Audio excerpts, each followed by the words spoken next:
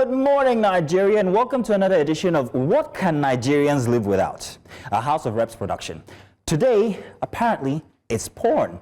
Yes, our honorable members of the House of Representatives have decided that amid insecurity, inflation, fuel tanker explosions, ritual killings, and cybercrime, the real crisis plaguing Nigeria is online pornography.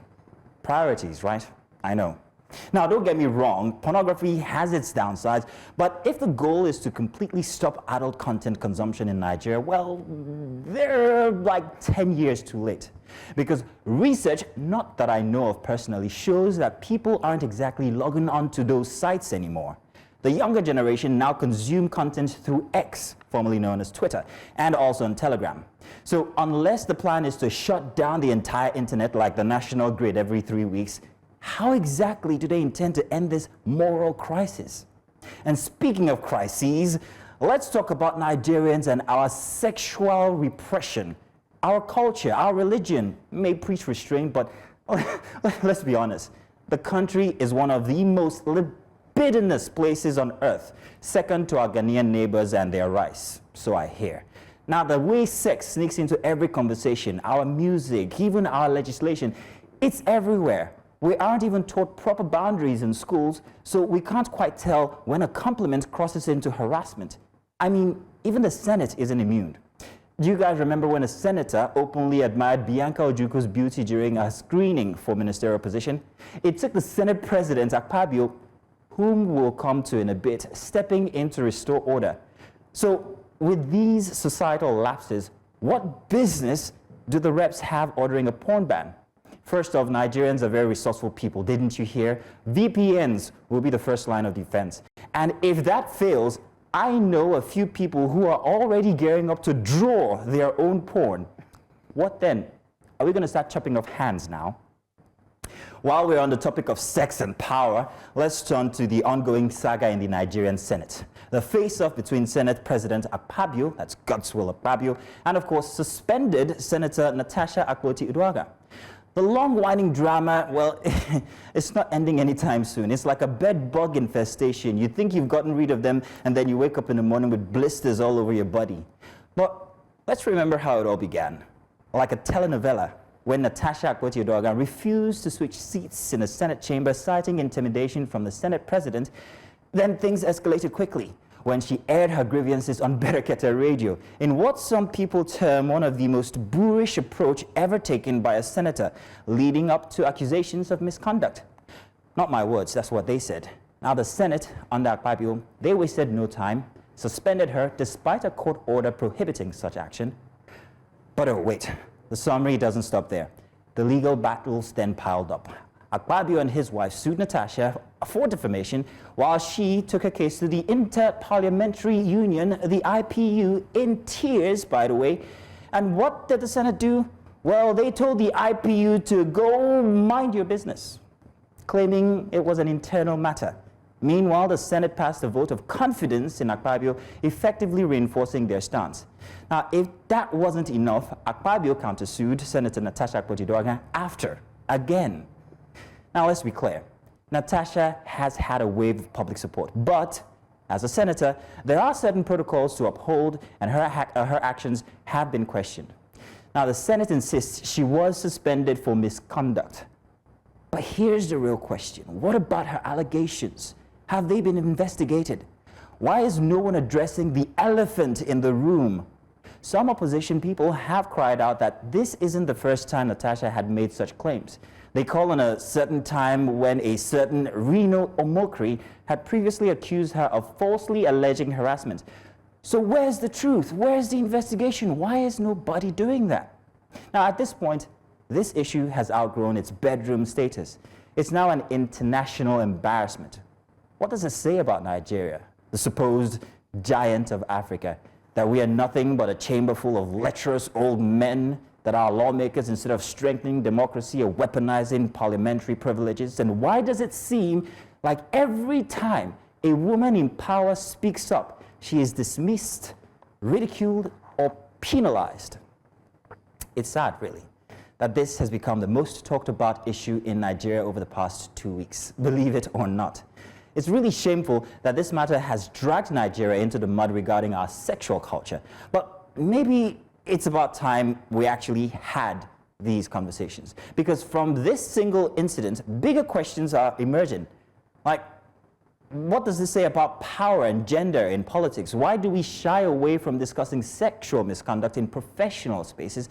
And why does our society condemn open conversations about sex, yet remain obsessed with it in every form of entertainment, governance, and even lawmaking, as we can see? No, today, no comedy here. These are real issues, and we deserve real answers. After the season's finale, hopefully happening next week at the Senate, watch it right here on News Central as we bring you breaking news. That will be then.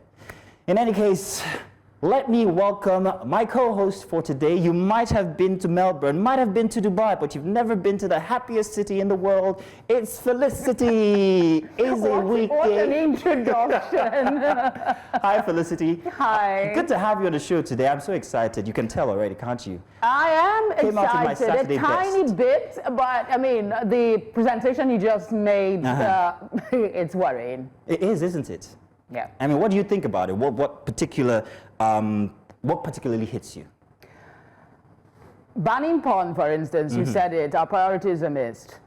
To be fair, this country, we have very transient attention span. In a couple of weeks, we'll probably be talking about something different. And the topical issues, aside from the fire that's raising issues about urban security and infrastructure management, and of course, priorities again, most of the major issues has had to do with sexual harassment, banning porn.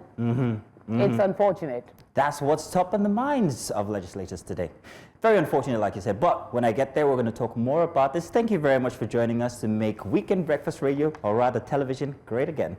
I'll be there. Stay tuned. Welcome to Breakfast Extra.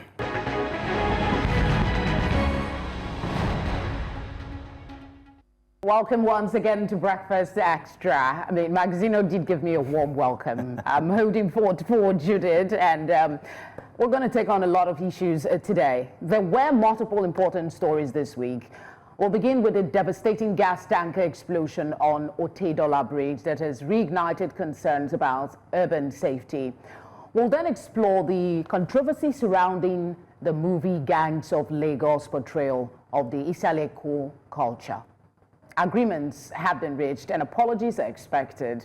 As already mentioned by Magazino, we will review the debates on Nigerian lawmakers' move to ban pornographic websites. Nasir Agbalaya and Mohammed Ahmed will be discussing the legal, business, and psychological angles of this push.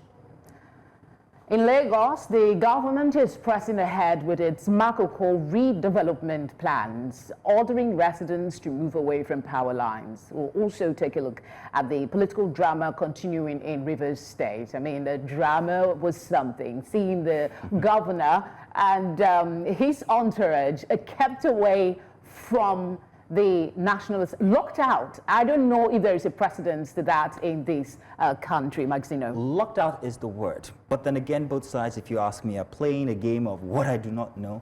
Might be chess, might be draft, I don't know. But it's, for me, the fact that nobody's concerned about the people.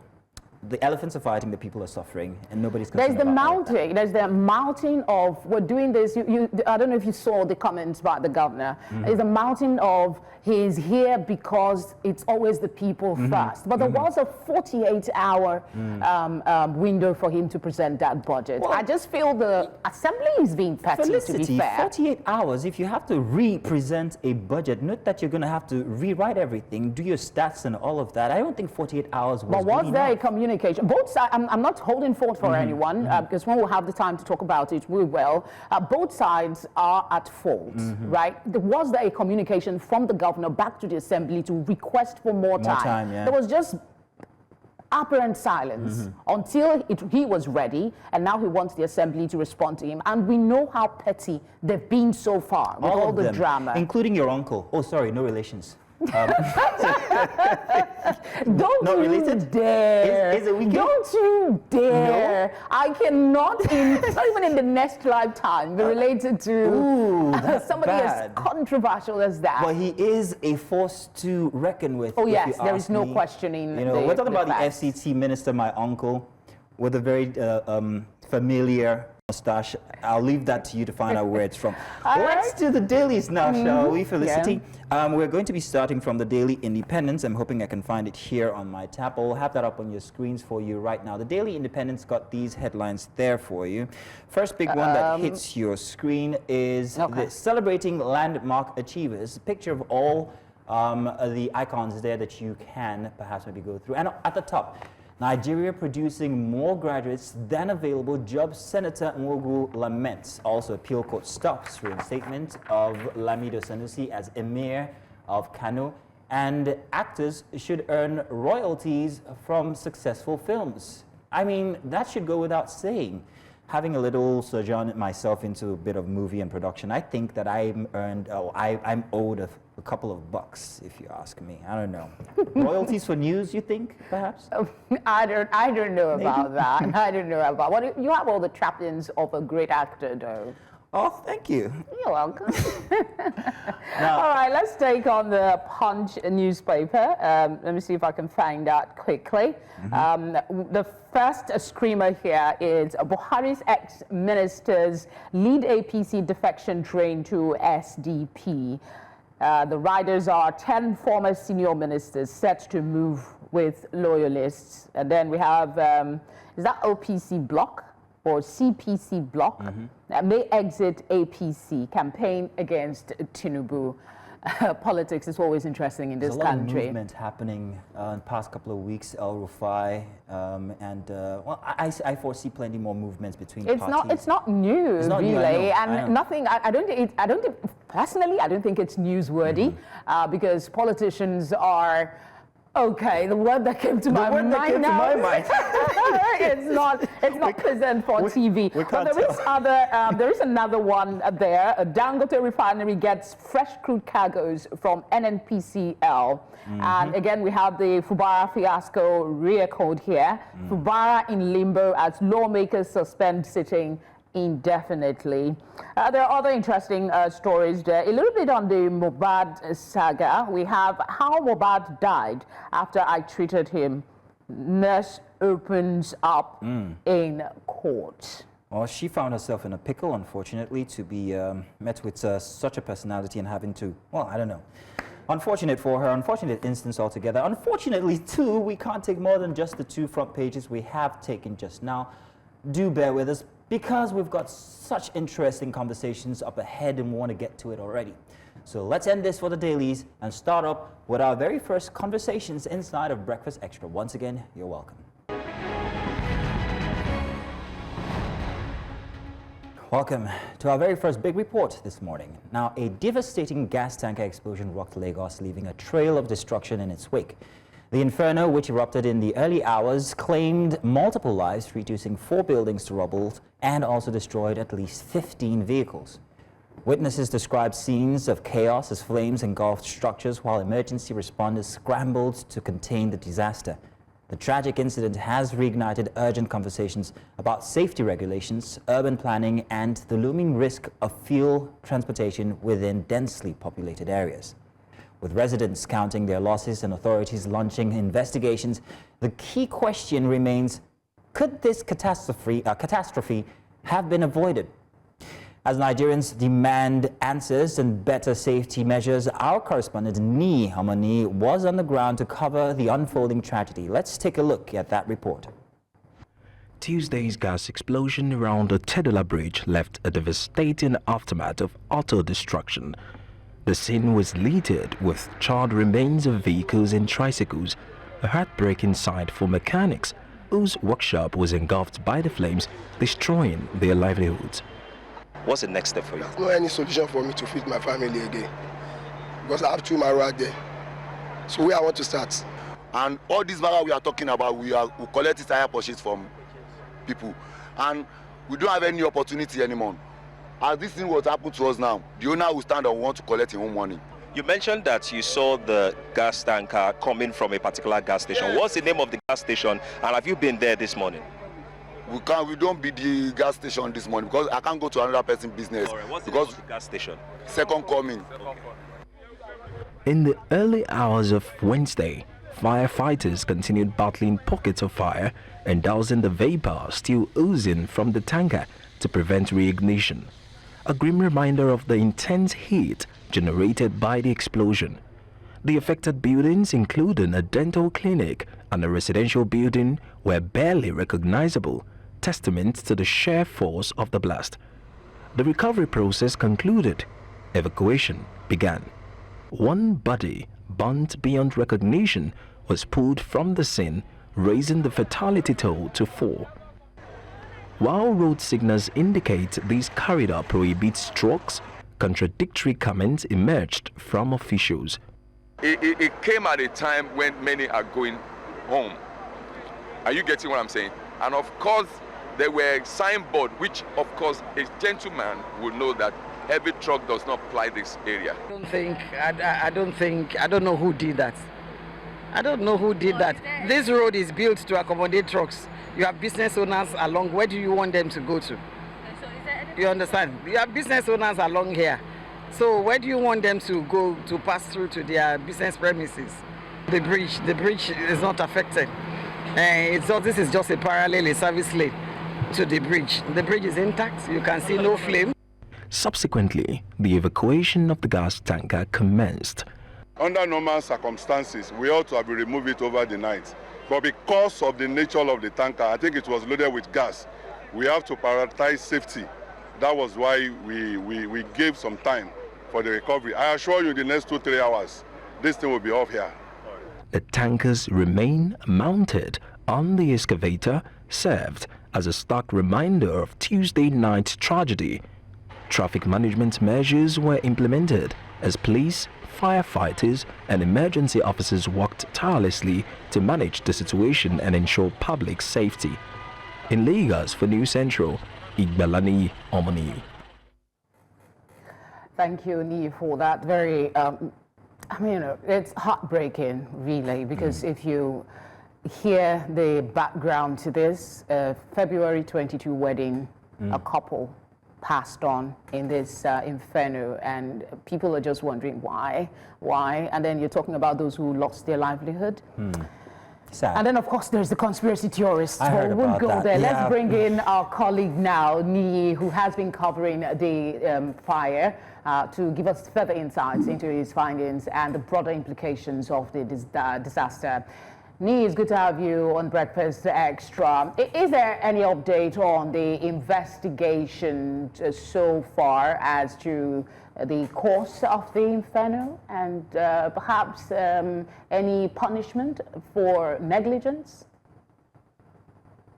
Okay, before I go straight into this, Felicity Mazino, I've tuned in earlier, and I'm really interested in knowing the uncle you guys were speaking about in Rivers State. But back to the conversation we're having right now.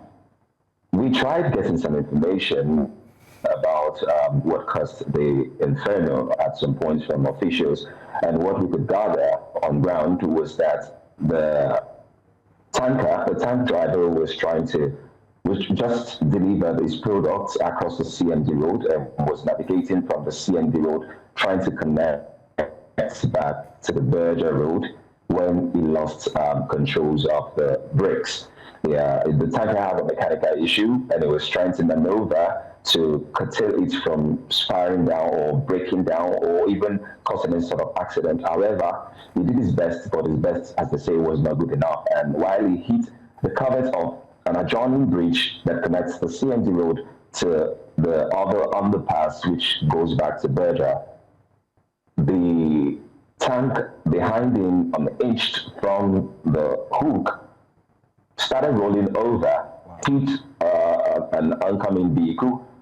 There was a break, a burst, a crack in the tank, and of course, it's gas. We know gas reacts easily with oxygen, and every single place there was a reaction in the air, there was an explosion, and of course, fire everywhere. In fact, we heard eyewitnesses mentioning that They were practically running under flame. I mean, they said they were running and they were looking above them and they could see the fire oozing over there. And that's just almost a literal conversation of you saying, oh, death is hovering over you. That was how bad it was for those who had that experience. And when we talk about even escape time, if you know how fast gas reacts with oxygen, then you would know that the escape time we're talking about here is just an almost seconds reaction. So if you're not quick enough, you might even cut in it. It's quite easy to have these conversations if you're not directly affected.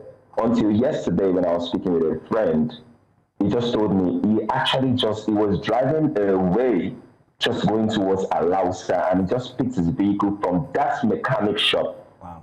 A few seconds, and while the explosion was going up, he was driving just away. So right now, if I'm having this conversation with you, and I've been speaking from a place of deeper pain, because this person I'm saying is quite close to me, and he would have not only lost his vehicle, he would have lost his life. And this is the breadwinner of his family, of a kid, 4 kids. And you see how bad this is. That shows how deep this conversation can go as to what people have lost. We're talking about even the mechanics there that I have tracked up in my report. We're talking about the tricycles, some that have not even been touched. They have been brought in there purely new, 3.5 million naira now if you want to get a tricycle. And if you put it on hire purchase, which most of them are, it's the kind of mode of business they run these days, we're talking about 6 million. If you want to get a Toyota, I don't want to advertise any name, if you want to get a good brand of car right now that is efficient for you, it's almost around the same figure. So now that's the livelihood of someone that has been lost. And let's not even talk about buildings. One of the major buildings affected, there was a dental clinic which had about 12 staff. The landlord stays the upper part of the building, and there's a surveyor behind, and you could see the devastation that has happened at least in there that is good place. news in there that nobody was in the building, the dental clinic, when the fire. Everybody had gone home. And of course, we're grateful that some people survived. I tend to put it this way: those who passed on, it's a loss, a big one, however you look at it. And I've also seen some of those celebratory, great Thanksgiving that, oh, I missed it. It's just unfortunate, really. I've got a question, Nee, you talked about the fact that this tanker was just leaving a facility where it had offloaded. But then again, the fire still came out from that vehicle. Talk to us about that, and also the topography of that area, because I do drive through there. So I'm trying to think exactly what happened. Was it coming down the slope and then that happened? Tell us, please. Yes, actually from information we got, it was coming down the slope when it lost its brakes. And as I said earlier, records have shown that that particular underpass, that particular area is notorious for accidents. You know, this is not the first time we're having accidents like this happen along the Otedala underpass.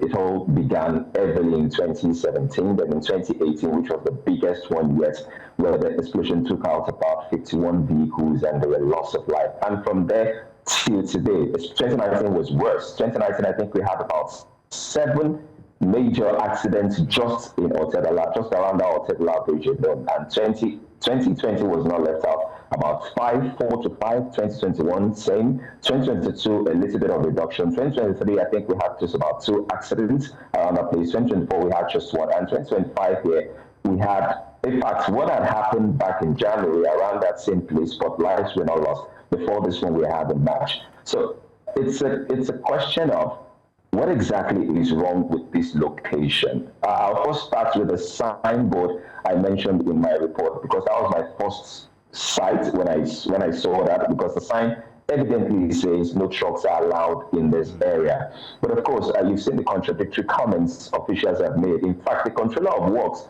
was so surprised when I pointed that out to her, noting that there are signs here that says that trucks are not supposed to ply this route. And she was like, she doesn't know about that sign. In fact, she doesn't know who approved that sign in there. In fact, the sign does not exist. That she needs to go and make findings and know who put that sign there. Now, if these signs are not, if that is actually a free road for these trucks to pass, I think some safety measures needs to be put in place to ensure that all these things do not happen again. It's not the first time we are hearing issues of brake failure or mechanical faults in these tankers. There were times where we're fighting some of these container drivers that they have to hook or hinge the truck, the container behind them, strap it properly on the mobile part of the truck. That was a conversation for a long time because there were a lot of accidents of the containers falling over vehicles while they drive on. These are conversations that we need to continue to have. Then can there be other preventive measures or protective measures that could be put in these tankers to ensure that once, sorry Mazino, let me just finish this light up first, that once there is such explosion, the tanks are not, when it breaks, what needs to break for the content to actually spill out, it's actually a more bigger or deeper barricade. I don't know what they need to do about it, but I think something really needs to be done about this. Mazino, you want to say something?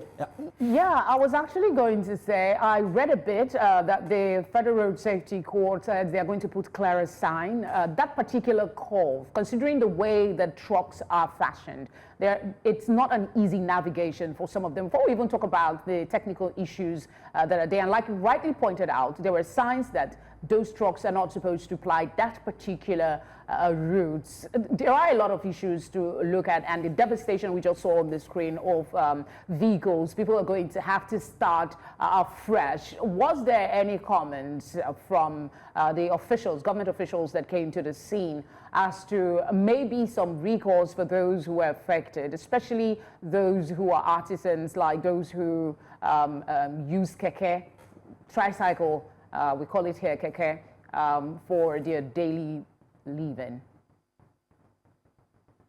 None that we know of. The only thing we could ascertain was the government officials promised to pay free medical bills for those who were picked up from the scene, from the fire scene, to Baghdad General Hospital, and some that were picked up to the trauma center.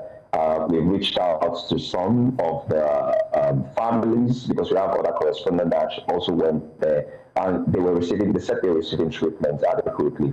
However, as regards compensation, in fact, I was asking one of the officials at the time that, do you know the name of the company that owns this tanker? And they said, oh, they don't know it. But I'm like, the name is quite evident on the tank there. We all can see. Oh, they said, oh, their concern right now is actually rescue and evacuation and to make sure that this place is actually quite motorable. Then they can now start asking questions. And the first line of action is to make sure that things normalcy returns to this particular scene. Then they'll start investigating and digging further.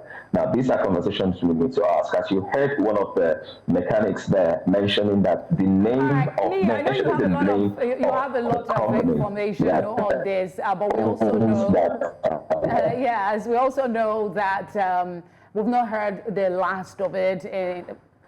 That is, if we don't get distracted by other things happening across the country. We'll be coming back to you in the coming days, I guess. Thank you. Thank you very much, Nee. Thank you for having me.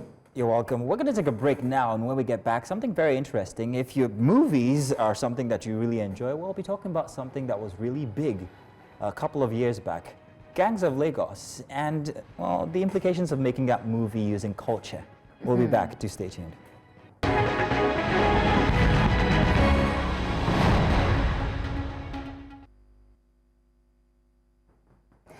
The controversy surrounding the movie Gangs of Lagos has reignited debates on cultural representation and the responsibility of filmmakers in portraying historical and traditional narratives.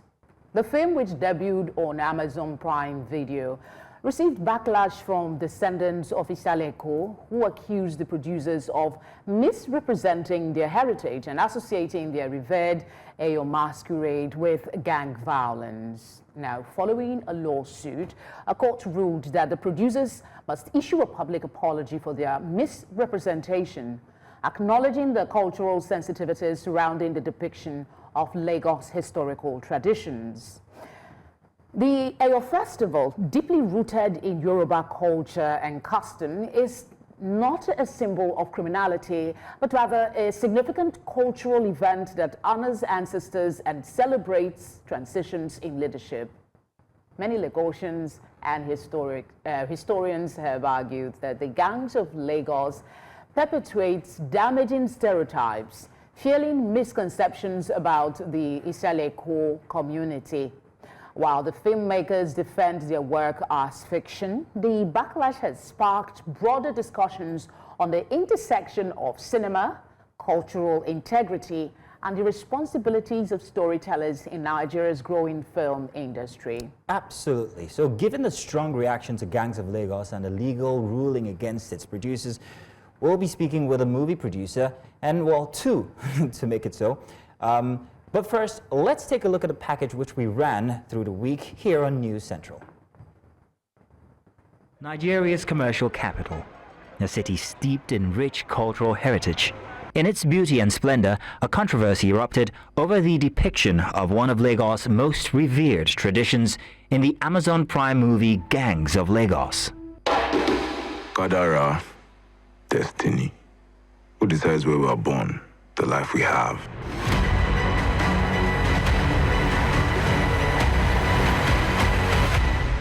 The movie's portrayal of Eyo and Isale Eko was deemed disrespectful and inaccurate, sparking outrage among the Isale Eko community. I am one of those who actually escalates the vehement condemnation of that film because it portrays Lagos culture as murderous culture, for that matter, through the Adamo Orisha. Those who were behind the film, Gang of Lagos, went to the extent of using an Adamo Orisha to go into somebody's house and like a night marauder, bringing out a very big gun and started shooting. That is a desecration of the culture of the people of Lagos Island. The Isale Eko Descendants Union took swift action, dragging the movie producers to court. After a lengthy battle, the parties have reached a settlement, with the producers agreeing to apologize for the desecration of Lagos culture. The settlement has been seen as a victory for Isale Eko community, who have fought tirelessly to protect their cultural heritage. Beyond just condemning it, the people of Awadimu took a further step to ensure that such film will never, see the light of the day in the future. And they will be right. They sought the Order of Lagos permission to ensure that such thing will never happen again. And you can see everybody in Isale Eko and even Lagos State rising in unison to condemn such films. The controversy surrounding Gangs of Lagos serves as a reminder of the importance of cultural sensitivity and accuracy in our storytelling. It's a lesson that extends far beyond the film industry to the very heart of our cultural identity. It's Lagos and Lagos is Eyo. For creative, we just need to do more research and don't wrongly depict anything that is cultural in our movies. We just need to be sensitive to it. Lagos, a city of rich cultural heritage where tradition and progress meet. A city that reminds us of the power of storytelling. While this beams as a victory for the people of Isale Eko, it is curious to ask, what does it mean for the rising Nollywood industry and new partnerships bringing funds to the industry?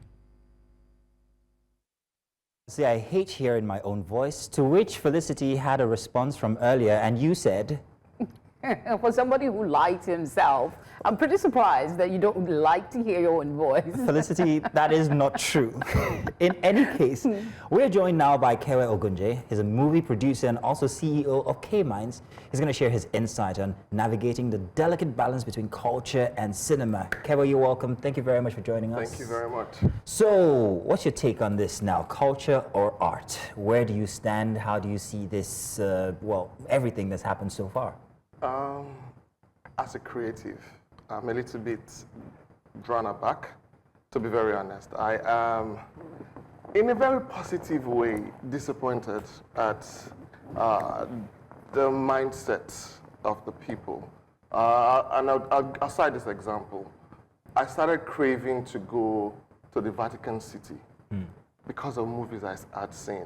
And funny enough, those movies were gang-related movies. Let me guess which one. Would it be the one with Tom Hanks? What's it called again? I can't remember. If you've read books like the Da Vinci Code, Da Vinci Code, that's the one. Do you understand? And that was the very reason I actually visited the Vatican City. And it had nothing to do with putting the Vatican City in a positive light. It was just fiction. It was just a film made of a book. Do you understand? But the concerns that were raised by this community, some would say, if you look at it from a cultural perspective, it's quite valid. But the extent to which they are taking it is what perhaps the creatives have a concern with. So a movie does three things: entertain, educate, and then inform. Let me shock you. I saw the premiere of the film on the streaming site, but I was in the UK because I lived in Manchester for a long time. I was in the UK with my friends, and I was like, I did always see these guys where they wear this thing. I never knew I thought they were Hausa people. I never knew that had anything to do with Lagos. I'd never heard about Isale Eko in my life. You're joking, Kewe. I'm not joking. I'd never heard about Isale Eko in my life. It was that film that I'm like, wow, this is beautiful. I wasn't even looking at someone, going to rob someone in the film as it was depicted. I was just amazed at the costume. Creativity. I didn't even know they could see. Because of course, I've passed through Lagos going to the airport, and I see some three guys holding stuff. I'm like, so these people actually are real? They can actually see through that stuff, and it wasn't magical. They're real people. It was exciting for me.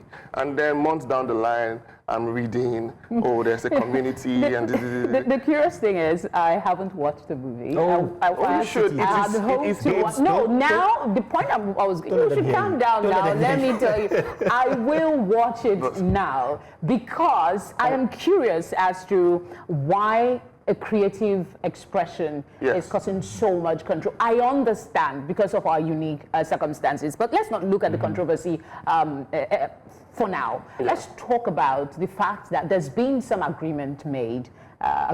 There's supposed to be an apology from the producers and Amazon. Right. Yeah, so is that something that will happen in real terms? And if it does, what is the implication? Because I'm on two sides of the equation here. I understand the creative part of it, the license that is required, and then the implications of an apology for something that you believe wholeheartedly in. But it is an agreement that has been reached, but do you expect that apology to happen?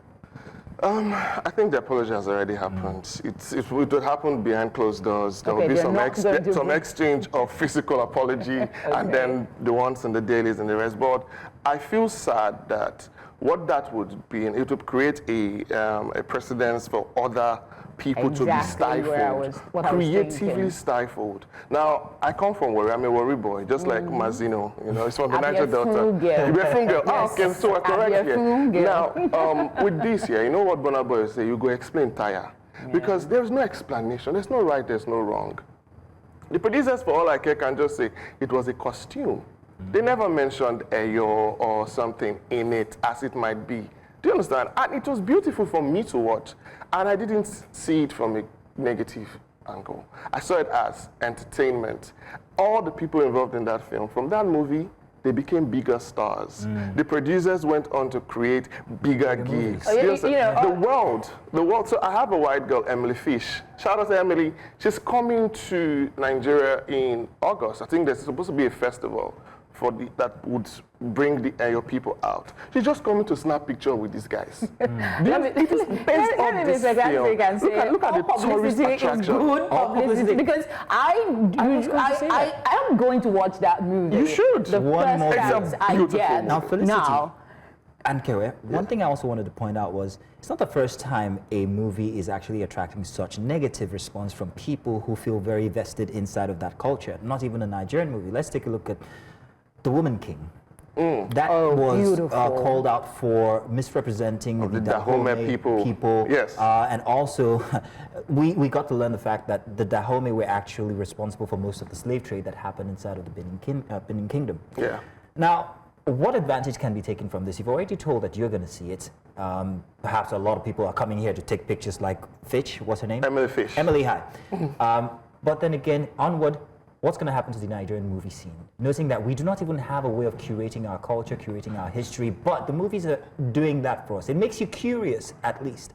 But now, movies are going to do what exactly? And will this embolden other cultures to say, no, you can't use our culture as content? So, look at Bollywood. Bollywood is accepted by you and I because they're telling Bollywood stories.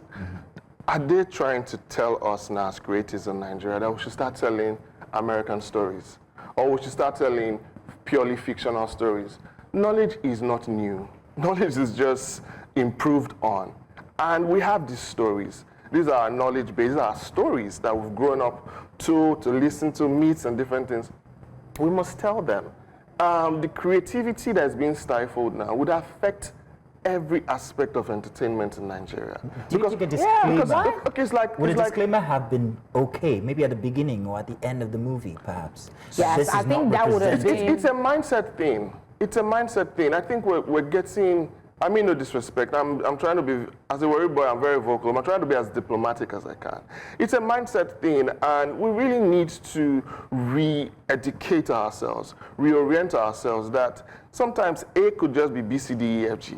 Yeah, but also you also need to take into context that we have a generation that is more visual than they read, and some of their opinions are formed. Some might not even take the time to go look at history. But the plus side of this controversy is when young people watch the movie and maybe they Google it, they will have this background that there might be a negation in the depiction of a people's culture, which is for me not such a bad thing, because while we have creative license, we also have a responsibility to ensure that young people who are watching are not fatally impaired by their, again, creative license and all of that. I don't know if you get what I'm trying to say. But in this very film, that was just 0.1% of the film.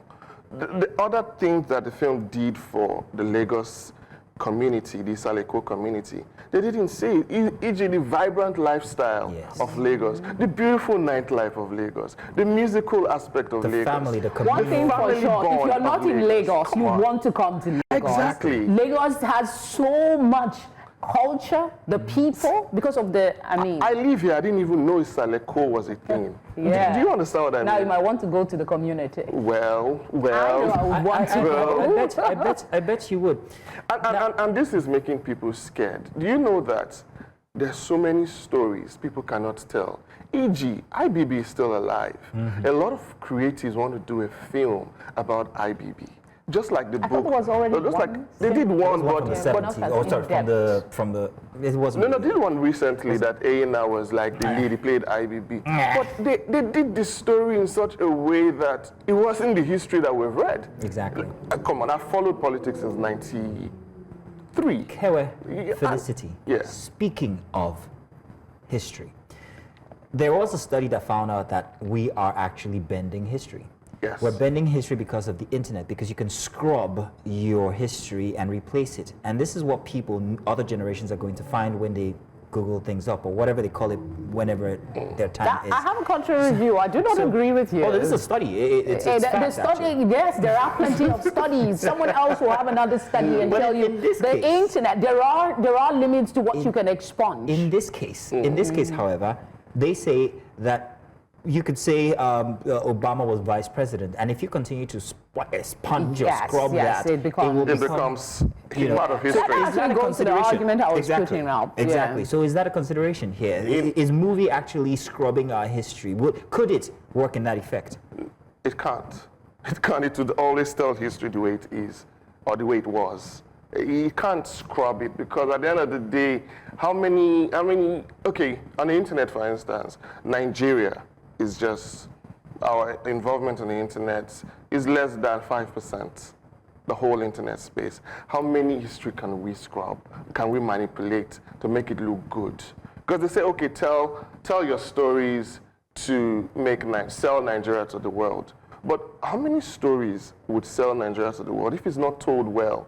These people are not, the international community, don't forget the studio involved here is an American studio. The international community is not after us telling a story that, oh, Lagos State has been the capital of Nigeria and it's a land of milk and honey. It's not a land of milk and honey. You work hard, like in every city, in every community, to make that money. The milk is there, but find them now. You go, how do you small? Do you understand? If easy run now. Do you understand what I mean? So I think it would always be a part of history, but then we should work on our sentiments to allow us to tell stories as they should be. I have to break you there. It's very important. I'm being told that we're joined by Mr. Habib Sani. He's the Associate Professor of History at LASUTH. Mr. Habib Sani, Professor Habib, my apologies. If you're there, good morning, sir. Thank you very much for joining us this morning, sir. Oh, I'm hoping that we have him. We have network issues. Sometimes. I wanted him to tell us specifically about the history of the Ayo people, the Ayo culture, how it applies to the tradition of kings passing.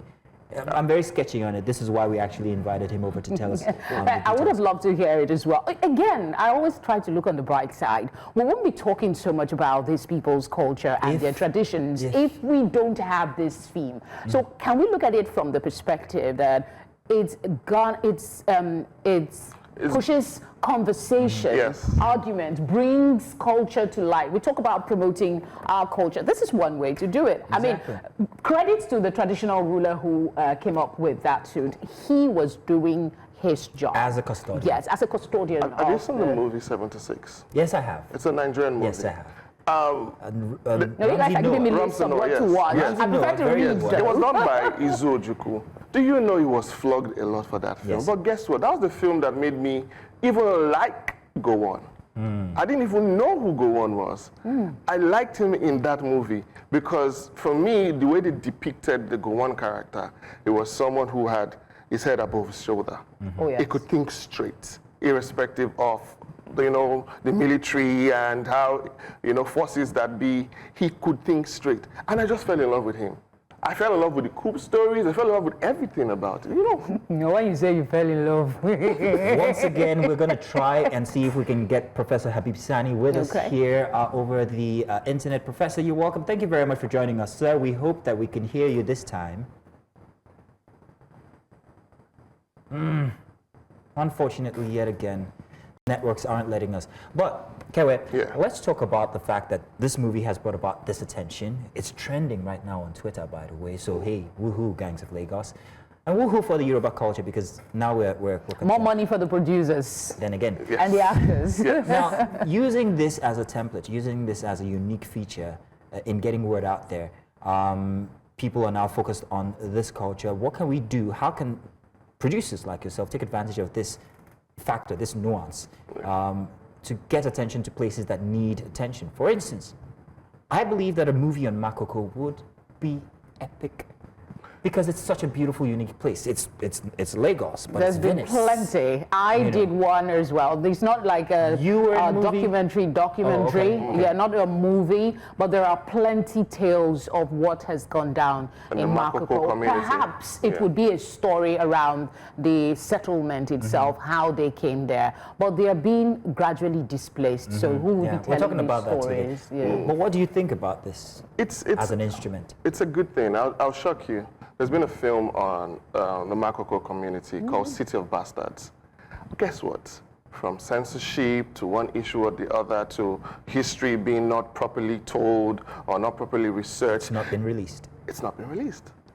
That movie had costed the producers hundreds of millions. Shouldn't they do due diligence as against investing so much money on a product in due diligence? What do? Okay, you sit with. That's why we have historians like you sit with Habib historians, Sani they tell the story. like. But every historian will tell the story from his own perspective. And my perspective might be different. When you see, and don't forget, even the history itself was written by someone. Depiction. I might not be 100% on this, but it gives you not just the depiction of the attire, but they try to stay as close as possible to actual historical events. So if we're going to do that, yes, we have the creative license, but can't we develop around what is actually true than something that, aside from something that tickles? Have you seen Merlin? Merlin, not Merlin, in a land of myth and suffering. I have. Yeah, Destiny of a little boy, right? I can't remember. Merlin in real life was not a magician. Who is a magician in real life? You know, we had King Arthur. He wasn't a bad person in quotes historically, but he's been depicted in different Morgana. These were depicted in different, but did the British people come out and say, oh, you have put a stain on our history? No, they understood that it was just fiction. Once again, Kawe, Yeah. I'm going to try and see if Professor Habib has joined us via the internet. Professor, welcome once again. We're hoping you're there this time. Good morning. Great. It's good to have you. Thank you for having me. Yes, sir. Sir, please, if you would grace us with the history of the Lagos Isale Eko people and why this was such a great concern for them regarding the movie Gangs of Lagos. Okay, thank you very much. The people of Isale Eko are people of history, of culture, with history that goes back to more than 600 years ago, since the beginning of settlement in the Lagos area. At the earliest times, we had about two categories of settlers. We had the Awori, led by one Olofin, whose children settled around Ido and some of the highlands around Lagos kingdom later. Then they were joined by the Benin, and the first Oba of Lagos was Oba Ado, who married one Olori Olubani, who could not, who was so unfortunate, maybe to give birth on time. He had problem of stillbirth, and according to the history of the Adamu Orisha, about 2 or 4 versions of it, but I would mention maybe 1 or 2.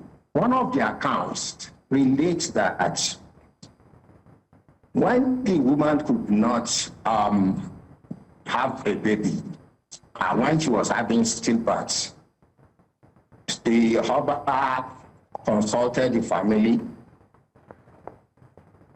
and 2 of our brothers came to Lagos. They were named Ejilu and Malaki. These people went back home to bring to Lagos some of their, I don't want to say fetish god, but they brought some gods to Lagos that was used to cure the barrenness sort of that woman, to the effect that she was able to give birth to a lady who became known as Ikutikun, and for short, Kuti, who also took the title later on of Erelu Kuti as a blue-blooded Lagosian. So the Adamu Orisha play began first as a fertility god that solved the issue of stillbirth of Erelu Olubani. And at that time, the gods of Adimu, Oniko, and Ologede were being worshipped at a place known as Okepa, around the Ikoyi areas to Victoria Island now. Okay. The Obas of Lagos, for more than a century or 2, were visiting this place to perform the rituals of worshipping the Adamu Orisha. And it was later that the Eyo, the masquerade, was added to it by one Molu, according to local accounts. Molu was said to be an Ijebu man who used his fad and the white flag Professor, of his canoe. Professor. Sorry, can you get me? Yes, we can hear you. However, I want to beg that because of time, we might not be able to take the entire history that you're giving, but it is very rich, and we can see the origins already. Yeah. But, sir, what about the balance of history and art? Where could they have gone or done better regarding the depiction of the Isale Eko culture in such a movie as Gangs of Lagos? What balance could have been made? And to add to that question, Prof, quickly, before you respond, has there been any historical precedents of, you know, the impact of perhaps inaccurate depiction of historical facts? Well, from the account of the Gang of Lagos, that happened. Prior to that time, there has never been a kind of movie that depicts the history of Lagos on Lagos Island in a very bad sacrilegious manner, as the Gang of Lagos film had portrayed. Lagosians have held so jealously to the Adamo Orisha culture, to the extent that it is the most picturesque culture of the people. And where history and art, or creative art, as depicted by the Gangs of Lagos, actually went wrong, is that the producers of the film and all those behind it refused to consult with the custodians of the Adamo Orisha cult, and even people who knows the history of the Adamo Orisha. The Adamo Orisha had been a culture, as I have said, of Lagosians that had been used for initially as fertility gods, and later on as an important and an integral aspect of obsequies of Obas of Lagos, chiefs, and prominent Lagosians. Professor, one more thing, however. Yes. While you are telling us this in a very academic and very interesting way, there has never been a time when people have been more interested in the Eyo culture or the Isale Eko culture as now. Could it not be seen as an advantage that the movie actually brought to the fore this culture and people are researching? Did it do such a bad job at researching history once again for us to be curious about it? No. Because up until now, it would seem that the culture is... One thing that movie depicted is the violent nature of the Adamo Orisha that has never been part of the culture of the people of Lagos. Adamo Orisha play had always been a very veritable avenue through which families of Lagos Island and their friends and people in the diaspora come together to celebrate that very important culture. You will notice that it's not an annual culture at different parts of Nigeria. It is done once in a while. It may be done maybe 2 or 3 times in a year and may not, be stayed for more than 10 years. So it is something that the people hold in high esteem, that they cherish so much, to the extent that the producers of Gangs of Lagos, depicted a culture of the people that is so peaceful, that preaches peace in most cases, that appeals to people, from all walks of life to come and see, carrying guns. The gun aspect actually depicted Lagosians as criminals. I must tell you that the Adamo Orisha have a series of arrow that when you listen to it, you clearly get what we are saying here. Before an Adamo Orisha enters into any house, he will seek permission. Onílé mo kábò kí n tó wọlé, àgùntàn ló wọlé tí ò kábò tó dẹran àmúso, ewúrẹ́ ló wọlé tí ò kábò tó dẹran àmúso, èmi ọmọ olúwo mo kábò kí n tó wọlé. This is one of the rendition of the Adamo Orisha. Before entering your house, he must seek permission. But what did we see in that film? We saw a man in the Adamo Orisha clad entering forcefully into a place and, holding a gun and started shooting. That is a desecration of the culture of the people of Lagos, and that is why the people of Isale Eko went to court. All right, Prof, our guest in the studio has something he'd like to ask you. Okay, so it's just a quick addition to what he's saying.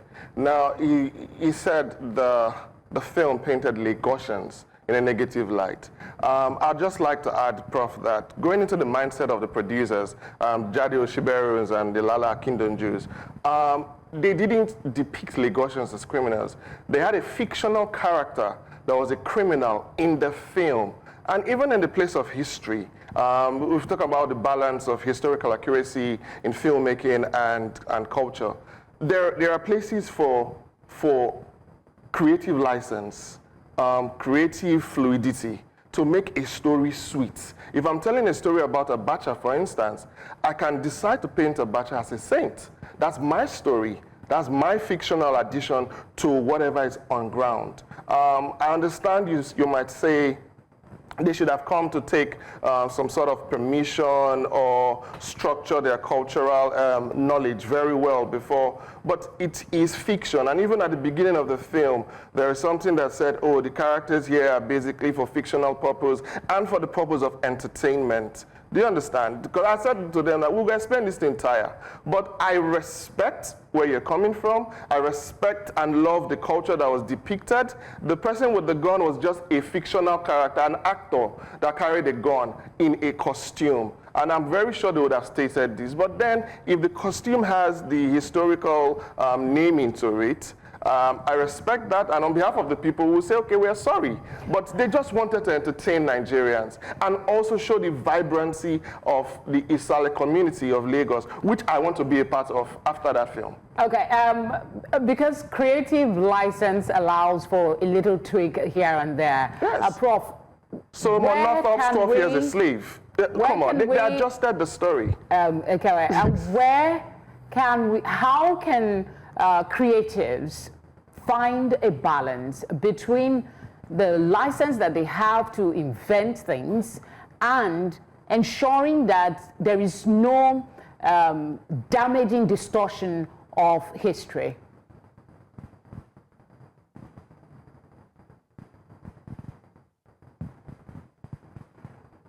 Okay, thank you very much. I think this is where they had consulted. In fact, the Adamo Rishaple, as beautiful as it is, it's not something that is taken out of Lagos Island. That's one of the things that is wrong. The cap, the costume is not something that should cross the lagoon of Lagos. It should not cross the Lagos lagoon. There are families of royal houses that have been part of the Adamo Rishaple, like the Onoto, the Oluwa, and several other Ojora, Onisibo that are not within Lagos Kingdom now, but still participate in the staging of that culture. If they have to do it, they will come to Lagos Island. In essence, Adamo Risha does not cross the lagoon. It is a sacrilege. And taking the costume of Adamo Risha in the way that depicts violence is something that it's a misnomer. If I must minimize what I want to say, it is a misnomer, and they should have, a portray whatever the Lagos Isale in whatever form, but by not using porn to depict the activities of the people of Isale Eko. That is why Lagosians decided to go to court, and we've been vindicated because culture itself is a kind of intellectual property of the people that you must seek permission before you can use any part of it. This is what the people, the producers of the ground of Lagos actually missed. Professor Habib Sani, we want to say thank you very much for giving us your time and giving us all the important details we need to know about the Isale Eko culture and the Ayo itself. I want to tell you that my very first memory from 1982 was of my sister carrying me on her back, and it was during one of the Ayo festivals, and that was my very first memory, and I was a year and a half at the time. You remember something from when you were a year and a half old? Yes, you must be a genius. Wow. So, thank you very much, Professor, for giving me. And that is well concocted, that parades the street, and you like the camaraderie through which it was staged at that time, even when you were very, very young. It was very beautiful. Thank you very much too for having me. Thank you very much for coming, Thank you for your time. And of course, Kevin, thank you very much as well. Please, we hope that we continue to see, well, at least, fair representation of culture in movies, but please know we hope that the creativity isn't stifled. We want to see more. After all, we would not have gotten this opportunity to have this very robust conversation if we didn't have it. And if you get to talk to creatives, tell them that their spirits should not be dampened. It's part of, doing good film business. To After confront, as press people, issues. As press people, we get picked up by the DSS once in a while. And as press people, please, just I'll quickly add, helping reorienting people to improve on their mentality and their mindset. And that's why we have conversations like this. Yes. Thank you very much again, Kevin. Thank you. Do stay tuned. We've crossed into our second hour, but we still got great conversations coming your way on Breakfast Extra.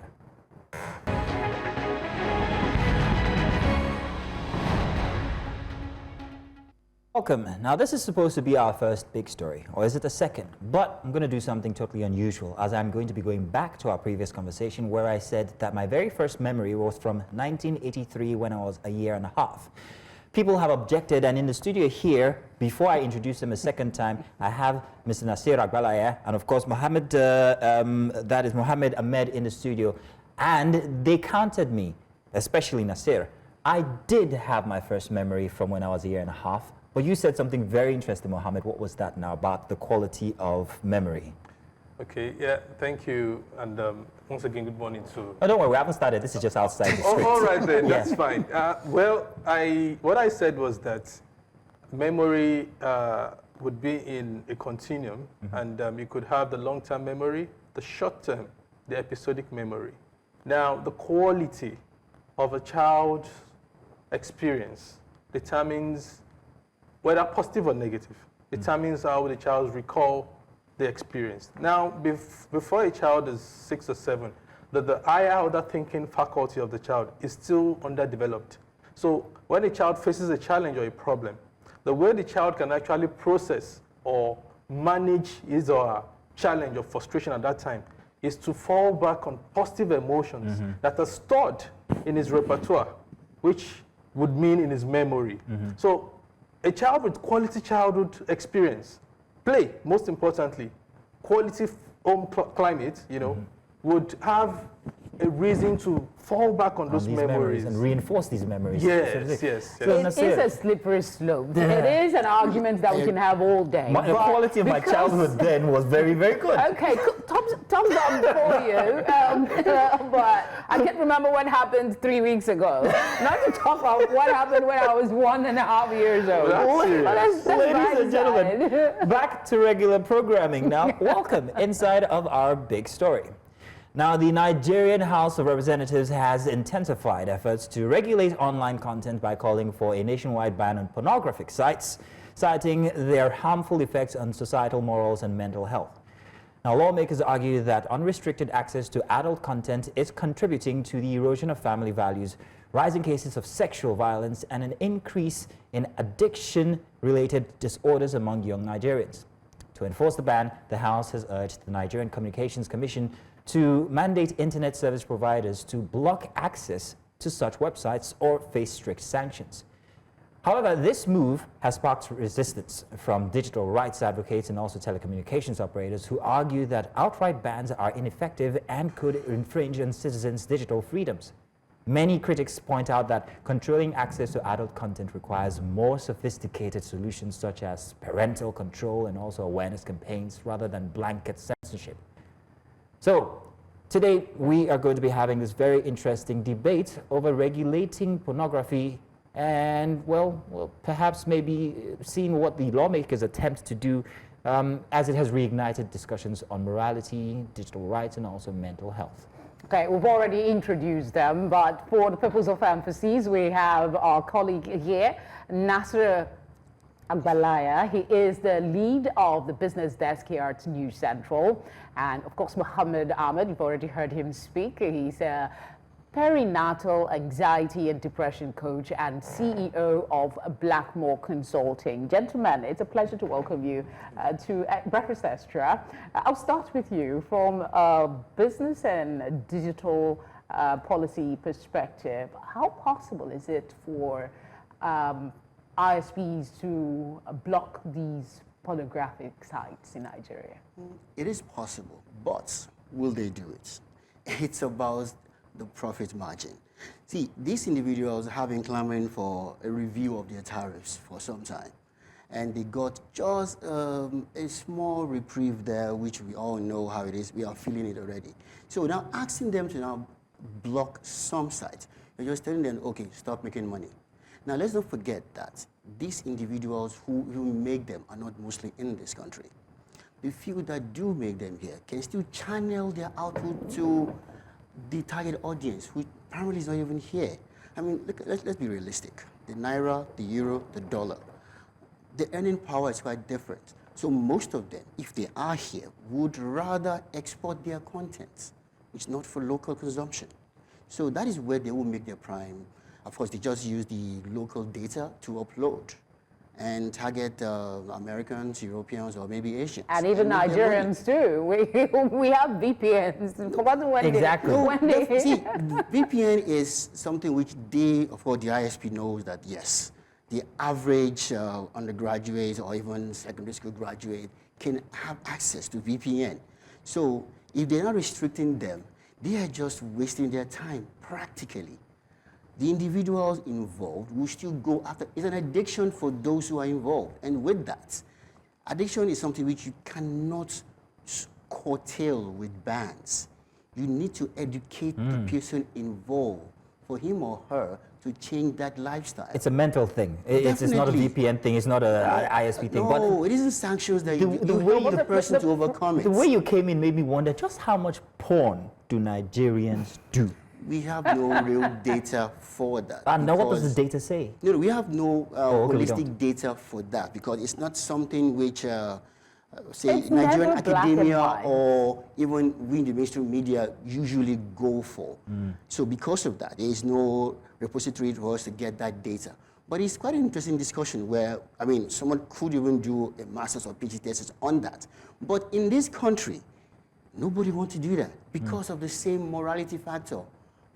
Why are you thinking of doing research there? Mohammed is lost in thought here. I actually want to ask a tricky question. I'm still trying to formulate it in my head. And the morality question.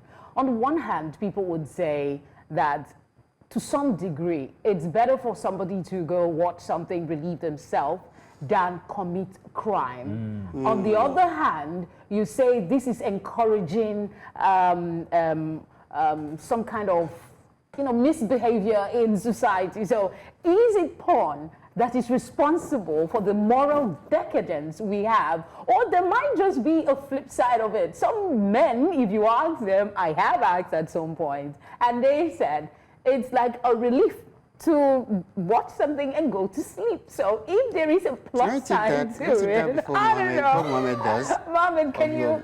After Mohammed, which one? Sorry? Can I take that before Mohammed does? Yeah, you want to take it before Mohammed? Oh, go ahead, go quickly. Yes. Now, you have a very valid point there. Now, instead of going to say, okay, I'm a Muslim, say commit adultery, why not do this? But still, it is still an individual thing. Now, some people possibly they do that, but also it also has some ramifications. Now, if you indulge in that too much, you would not truly even think of even going to the morality of settling down. This is even something. This is a matter for the Nigerian Senate, because we have a matter on ground in the Senate that this could have helped. Let him just try and answer that question first. I wish you had an hour. Yes, it's just silliness in my view. And I'll start by saying this. Pornography is the theory. Rape is the practice. That's what Robin Morgan said as far back as 1980. You see, India in 2015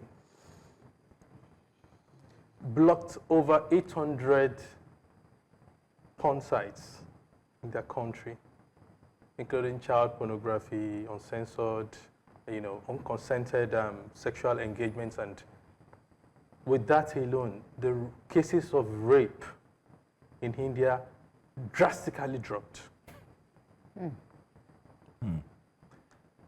Currently, Nigeria users, internet users, 73.4 million Nigerians are on X videos. Let me help you with stats. I'll let you continue.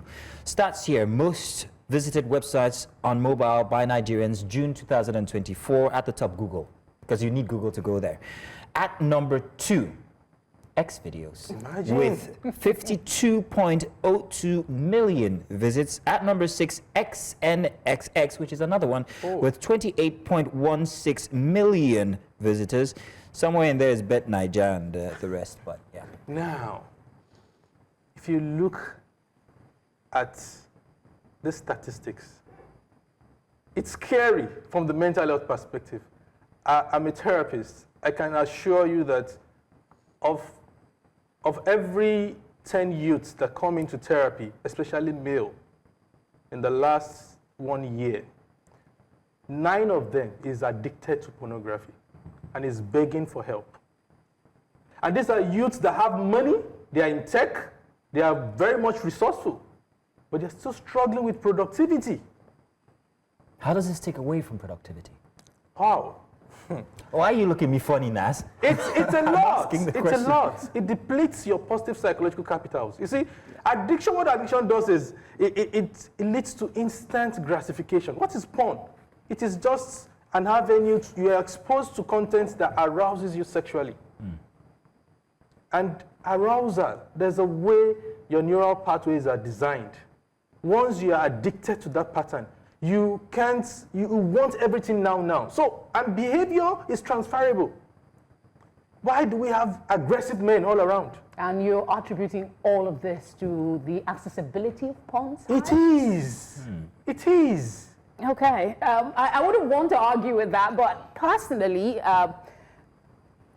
is this something the House of Representatives should be focusing on and legislating on, especially when you consider the viability of having these sites actually shut down? Because it's enough to talk, but some would even say this talk is now triggering some people to go out and look Exactly.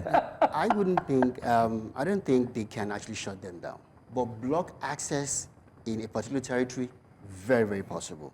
But it has a formal blocking. We all know that. We mentioned earlier other sites could be impacted. I don't think so. You know, IP addresses are singularities that are particularly targeted or say originated from a particular entity. Okay. So unless the host site has something, another site that is linked to it, it won't be affected. Felicity, So now, let me tell you something about this. Now, while the reps are thinking to shut down sites, the youth... not shut down sites, block access to these sites. Porn, or pornography, to put it rightly, is not being viewed on websites anymore. Do they know this? That it's shifted totally to microsites like X, formerly known as Twitter, and Telegram. Oh yes, I had a terrible experience one day on X. Telegram is also a very big clandestine platform for so many atrocities. They self-regulate. Remember where there's this fellow that broke the internet, I think late last year or early this year, the anti-graft agency person in one African nation. Guinean. Guinea, is it Guinea? Who was a champion. Yeah, exactly. Balthazar? Balthazar, yes. Now, his atrocities were shared on Telegram. That's why I'm exactly.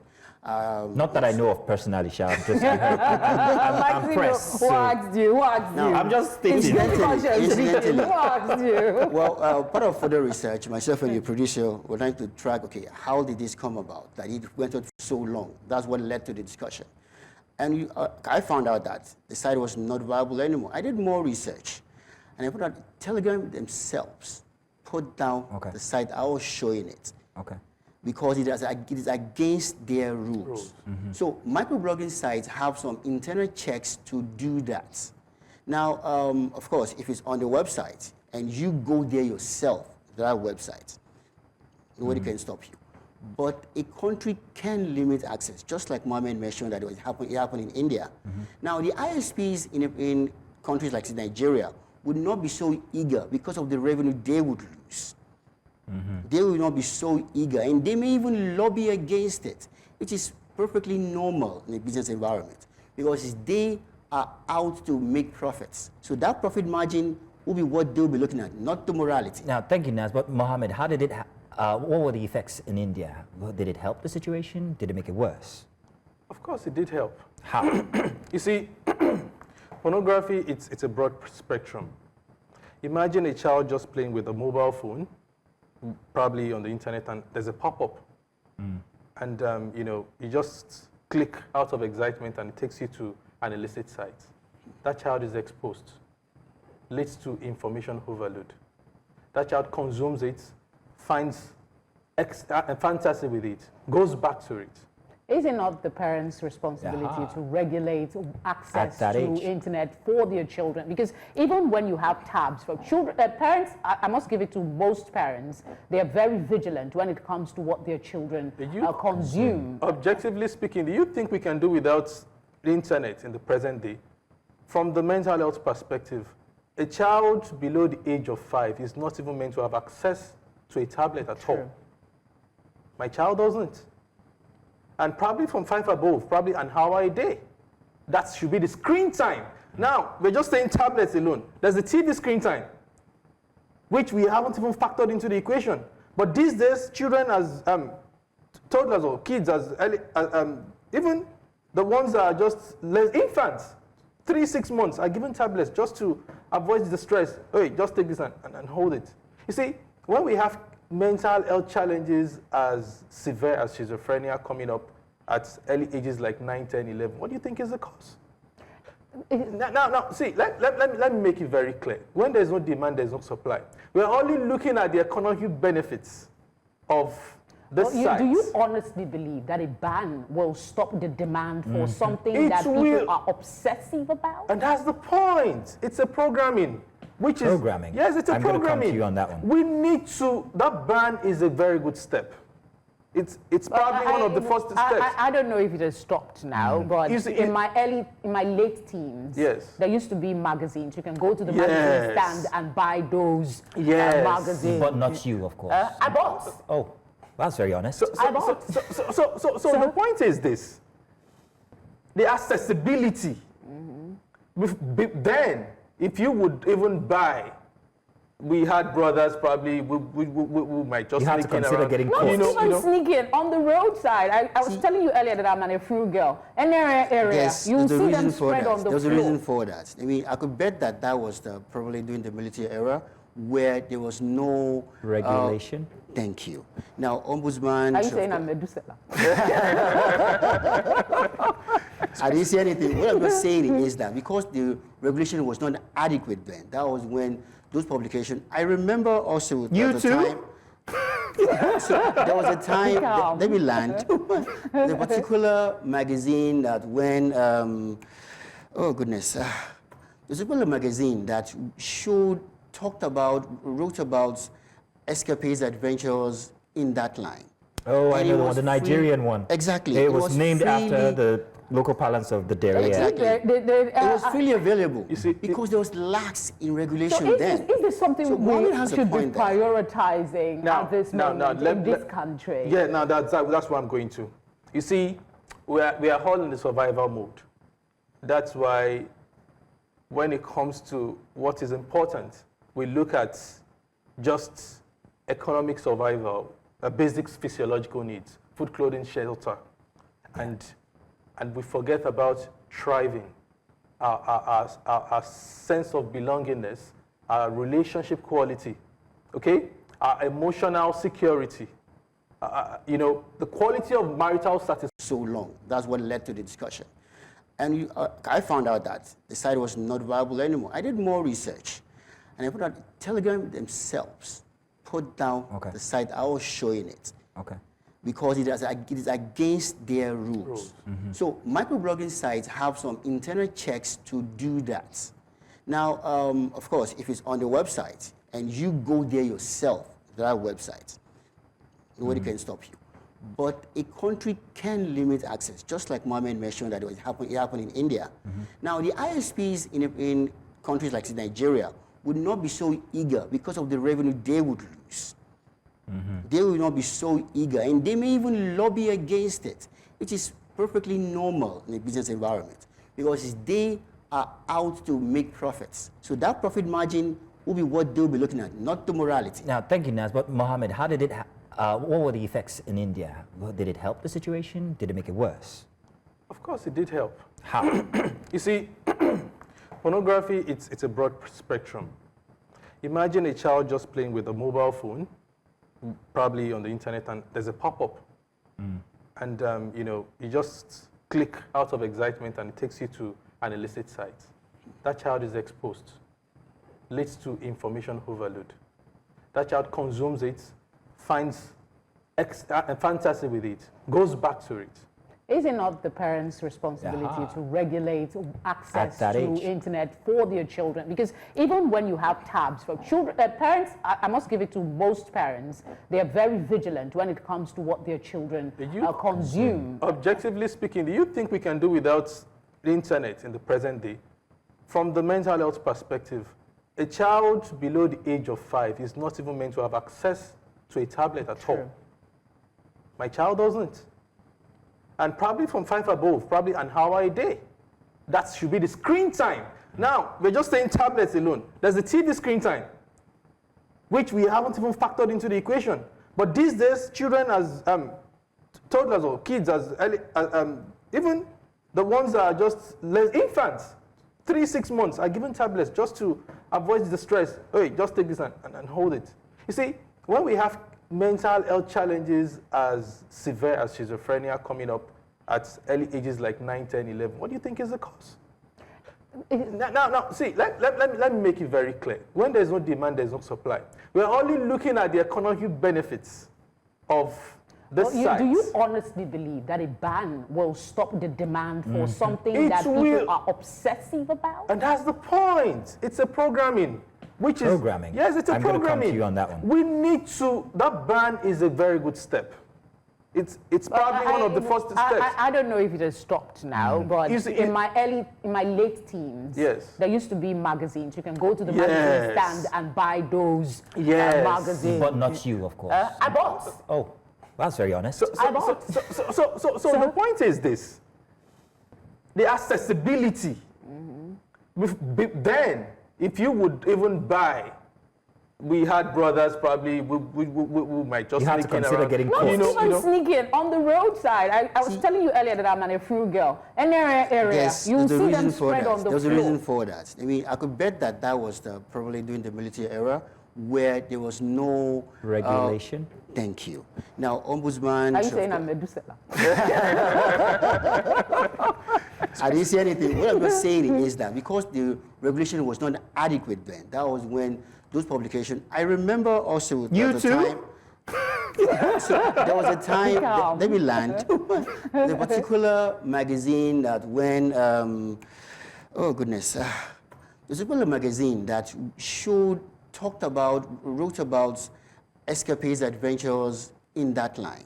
Oh, I know the Nigerian one. Exactly. It was named after the local parlance of the dairy. Exactly. It was freely available. You see, because there was lax in regulation then. Is there something we should be prioritizing at this moment in this country? Yeah, now that's what I'm going to.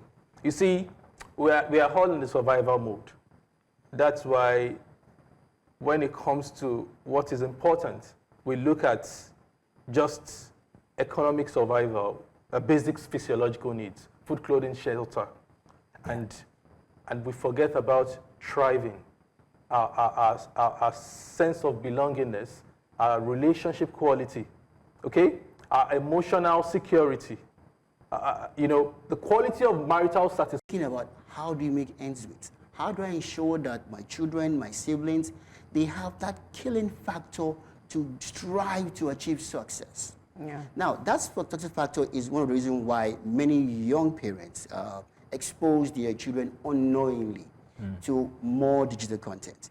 Now, incidentally, some years ago when my second child wanted to open a Gmail for her assignments, so I merged it with mine because that was a requirement. So I could track what she does online. And she's still underage. I still track it. I did it for my first child. So not everybody does that. But we have to be deliberate. Yeah, so I you agree can track with you. what is But happening with the children. there's an aspect to this conversation I want to bring up. I touched on it briefly, but I think it's something we should expand on. I want you to speak to the shame of coming out to talk about porn addiction. I want you to talk about the need for those who have that kind of addiction and know that it is actually affecting their productivity. How can they seek help? I mean, we can't just talk about whether it's right or wrong and not talk about the impact it is having. So I want you to speak to that a bit, and then we'll go back to evaluating. Okay, yeah. The first step to changing attitude is self-awareness, and once an individual comes to the realization that this thing is affecting me, you see, the cultural space in Nigeria and the real religious thing wouldn't give the confidence, But just like gambling, just like any other challenge, being addicted to pornography shouldn't bring forth stigmatization, because it's actually a mental health challenge too, And I think we need to start having those conversations in spaces, safe spaces, where people can share their stories, have group therapy sessions, and have those that have actually gone through the journey and recovered. So why isn't that the focus then? I think that would be more advantageous if the reps had actually said, okay, we're going to be starting a campaign to actually help people who have these addictions to help shore up their productivity. Instead of blocking the site, why not make forums available where people can be, hey, Porn Anonymous, for instance. So when there's no demand, there's no supply. What I feel the reps have done now is to cut short supply. I know people would bypass it. But then beyond that, like you said, we should start looking at, okay, we are telling people not to consume porn. What should they consume? What can also, distract them. What can engage them? What can engage them productively and make them meaningful? These are conversations we should start having with those who are in the space of policy making, So, but come to look at it. Look at the commodification of the girl child. There is what we call OnlyFans. And average girl child. We have a couple of Nigerian versions of that. An average girl child who is struggling. A lot of them in universities now because of the economic crunch. TikTok is another form. They now sell the when we nudity. talk about morality and the broader picture, we live in an evolving world, right? And then we have the glorification of luxury and wealth. It doesn't matter how you get it. So there are more intrinsic things that we should be focusing on. Because if you talk about a girl that is struggling financially and somebody says you're an adult, you're over 18, and that's the legal age in this country. And then you say, okay, I want to help my family move out of a situation, and just showing this off on the internet, morally repugnant, yes. But do you have a stronger need? It is when we have addressed all these needs, then we can begin to talk about morality. If the country does not, you say you have a minimum wage of how much? So 70,000. So that's distrust in the government. Yeah. That's where you're going to now, that we don't even have confidence in the system, and the system is not even addressing. They're living large and asking you to manage. I agree with you. Still, if you look at the long-term consequences, the immediate reward, which is the financial gains or the money or whatever, it's not going to last. Nasir, you talked about that. We're distracted by these things. If we're not distracted by these things, then we will be more focused, Abi, on dealing with our moral issues. The morality, we hammer on morality. Yeah. But what about integrity? What about the strive to be a better person? somehow we have lost track of that. Aren't those individual responsibilities? Do the reps have to? Morality is the same. They have to. Is that thing also? Yes. Oh, then that says a lot about your there. upbringing. I believe This becomes a cultural thing at the end of the day. No. You are taking the reps in isolation. Sorry, Mohammed. Nas, I want to hear you. You are going to say, and I'm saying that it becomes an individual responsibility when you start to talk about just morality and integrity. And I believe that it goes back to your upbringing. It goes back to your culture at the end of the day. So perhaps that should be where... I will bust your bubble. Who are the reps? This is my bubble. Who are the reps? Are they not part of the system? They are. I'm talking about the format of approach. That's one factor. The family. I go back to what I said. The format of approach. Should this be, let's ban aside, or should it come from a family definitely. platform? See, the roots in our society didn't just start right now. It started way back independence. Yes. It started from then. I mean, the first, from what has been said, what have been read, first giver and taker of bribes happened from independence, where a certain minister that has a long robe, I'm not mentioning anybody's name, now was very close to many contractors, many whites, where, of course, the L company, conglomerates now, and the P and something company, all of them came in. There was so many give and takes. And when the civil servants under him, his ministry, could see that, whoa, this person is increasing in wealth, it started from there, and everybody started following suit. Now, before, everyone had this respect for if you go to school, you get this good job, your family is settled. But now, a graduate with 2-1, you like have a PhD. Exactly. It doesn't guarantee you getting the job. You know how to do the job. You ace the interview. Doesn't guarantee that you do still get the job because you do not know somebody in the board or in the management. This shouldn't be. It should. If things were how it was before, where if you make the job, you get the job. And you deliver the job, it goes back to what I was saying earlier. You cannot pick and choose what you want to change. You have to do, your primary responsibility in being in the House of Representatives is to make laws that will impact not just the moral part of the people, but make their lives easier. Definitely. So it is only when you talk about this integrity thing and when you are hungry, you can tell us about this. When you're hungry and desperate, does that or not cloud your thinking at some point? Does that not impact? Sometimes your body can even become auto. So, it's because we are normalizing what immorality is now, that we now see these things as normal. And that is what we are trying to avoid. If the reps are coming from the leadership position to say, this is not normal, it sends a message for those that would want to come into the system to say Nigeria is not a space where you can just dump this, which is a good thing. Okay? You see, we are not looking at the attendant consequences of just morality, the public health concern.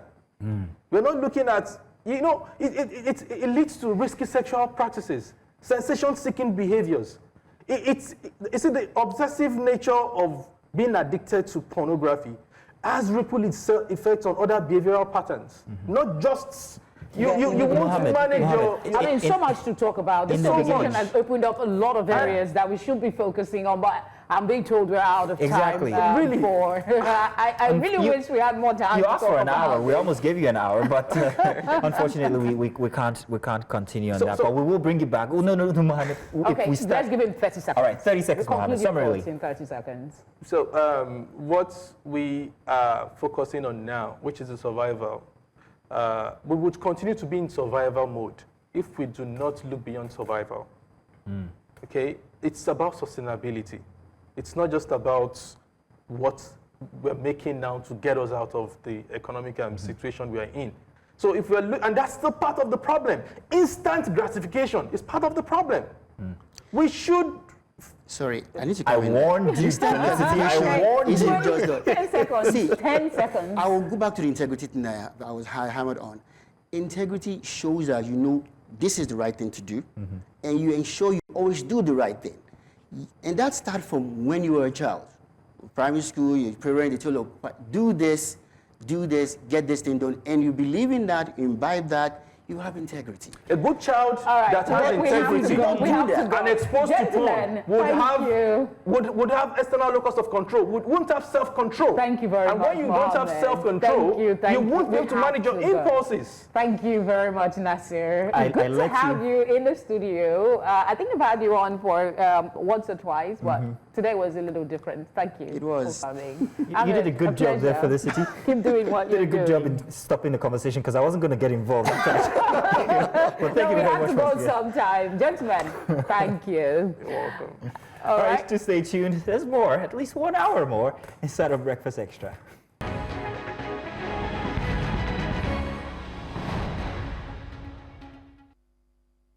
Some Breakfast Extra headlines. I'm Felicity Wike. Let's start by telling you that human rights activist Deji Adeoju has urged Nigerians to prioritize discussions on the proposed tax reform bills rather than getting distracted by ongoing controversies at the Senate. Speaking at a press briefing in Abuja, Adeoju criticized politicians for focusing on personal disputes while supporting policies that could negatively impact Nigerians. He described Senator Natasha Akpoti-Uduaghan's allegations of sexual harassment against President of the Senate, Godswill Akpabio, as mere distractions from important legislative issues of more concern to Nigerians. The Senate President ought to have recused himself, sincerely recused himself from presiding over that matter. After all, it has happened in this country before, where Saraki, Saraki was accused of buying bulletproof vehicles. He recused himself and allowed the Deputy Senate President to preside over the plenary. And even though if they wanted to do the RNG, yes, if he had recused himself, they would still have gotten the same result. But it will look more tidy. Senator Natasha has made these allegations that the Senate President tried to sexually harass her. I also think that Senator Natasha should, as a matter of, since they have refused to give her fair hearing in the Senate, let her make public, credible evidence to back up the claim. It's very easy. The man has said it is a lie. I did not do anything to her. So if there are messages, maybe, oh, please come over to so place, reveal them, expose the man. Do you understand? After all, he who alleges must prove. Why are you protecting the man? If it is true that, for instance, if somebody harasses me in this office, if the person harasses me and I try to get justice here and I'm not getting justice, let her bring forward the evidence so that we can. From that, the immediate past Attorney General of the Federation and Minister of Justice, Abubakar Malami, has stated that decisions regarding presidential pardons are legal matters handled by a designated committee, with the Attorney General's role limited to presenting the committee's report. Malami made this clarification on Friday while responding to allegations in former President Olusegun Obasanjo's newly released book, Nigeria, Past and Future. The book, one of two newly released to mark Obasanjo's 88th birthday, alleged that corruption was at its worst under the administration of former President Muhammadu Buhari, with Malami playing a key role in enabling corrupt practices. Obasanjo claimed that the most atrocious waste, enthronement of corruption and discouragement of official fighting corruption occurred during Buhari's administration. Tension seems to be rising in the Makoko community following reports that developers are moving forward with plans to reclaim part of Makoko waterfront for the construction of luxury residential buildings. The controversial project has sparked outrage among local residents and environmentalists who warn of severe social and environmental consequences. My colleague Bettina Uweli tells us more. The Makoko waterfront is home to tens of thousands of residents who have built their livelihoods around the lagoon. However, this new development plan proposes to reclaim large sections of water, displacing families and threatening the fragile ecosystem of the Lagos Lagoon. Ní ibi kíní omi ẹ̀ power nine ibẹ̀ ni gbogbo wa máa ń gbé ilé wa wà ńbẹ̀ ìgbà tá wa gbọ́ pé ìjọba fẹ́ wá kó wa kí ló wá ṣẹlẹ̀ pé ìjọba wa kó wa àmọ́ nǹkan tá a ṣe ìyẹn ni nǹkan tí àwa rò sí gbogbo àwa jókòó sí bíbá ẹ̀ àwa ṣe mítìrì sí pé báwo la máa ṣe àmọ́ nǹkan tá a máa ṣe àrí ibi tá a máa sùn sí iná omi la máa sùn sí iná ọkọ̀ báyìí òun la máa sùn sí.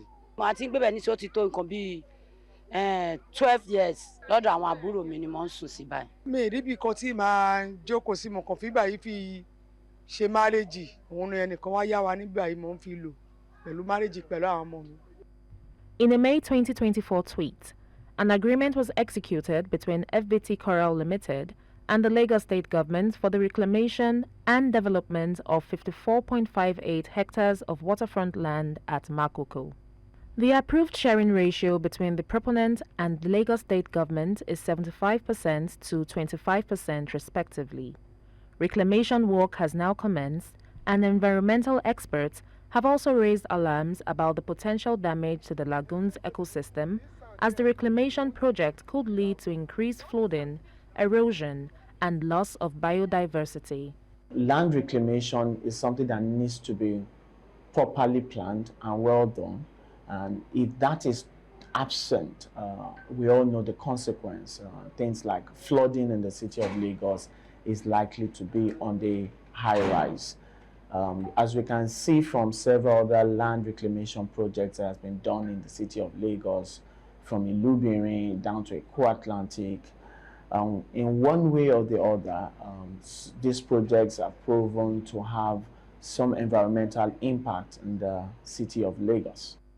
Experts have been harping on the lack of transparency surrounding the Environmental and Social Impact Assessment, ESIA, for the sand filling project, as the ESIA is a critical tool for evaluating the potential environmental, social, and economic impact of such large-scale development projects.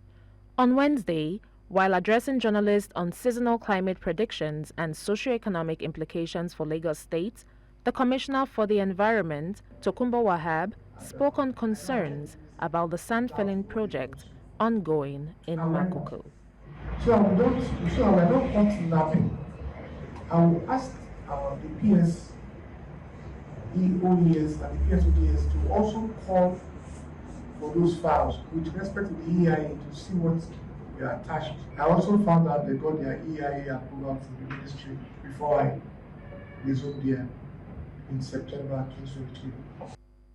While critics argue that the benefits of this project will come at the cost of displacing thousands of vulnerable residents and destroying a historical cultural site, Makoko residents demand that their voices be heard and their homes be protected. In Lagos, for News Central, Bettina Nwili.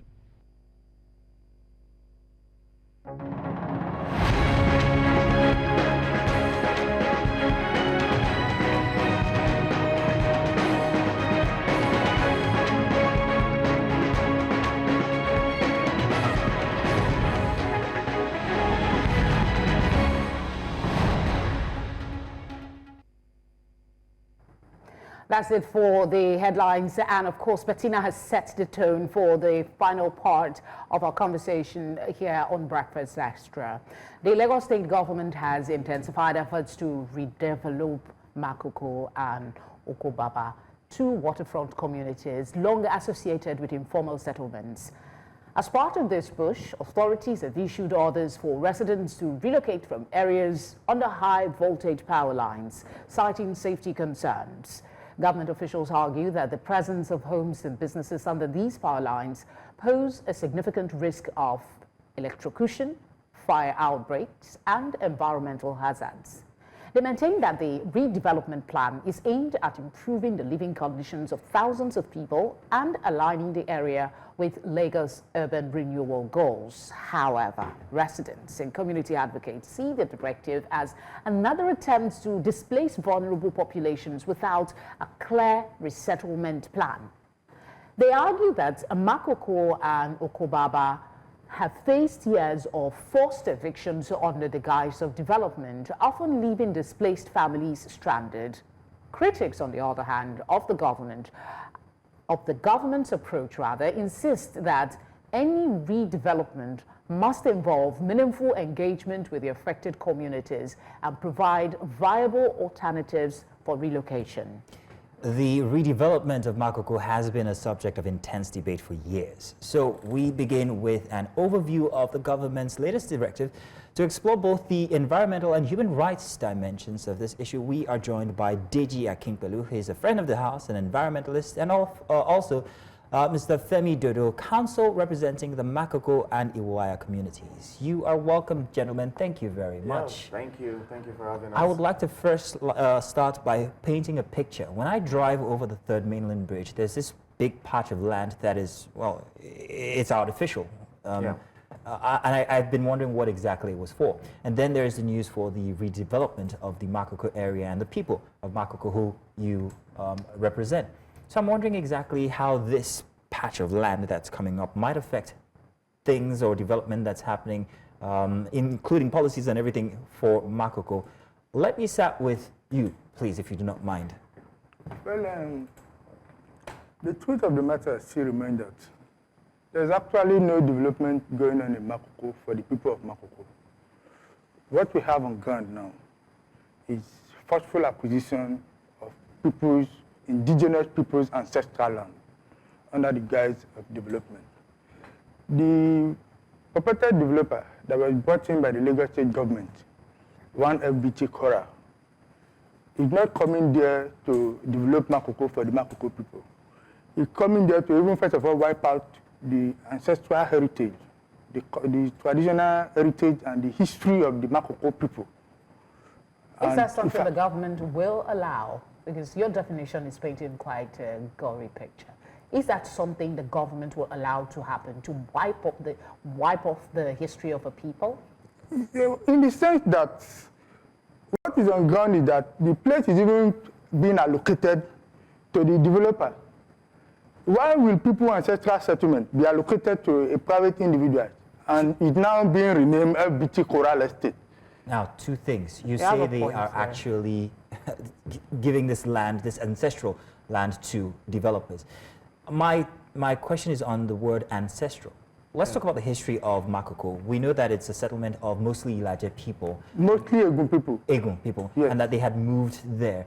How far back did they move there, and how does this become their ancestral land? Let's talk about the legality of them being inhabitants. The people of Makoko, it's not even land, it's actually water. No, the community stretch from the shores of the Lagos Lagoon down to the water. Okay. So they have been on that settlement for over 200 years.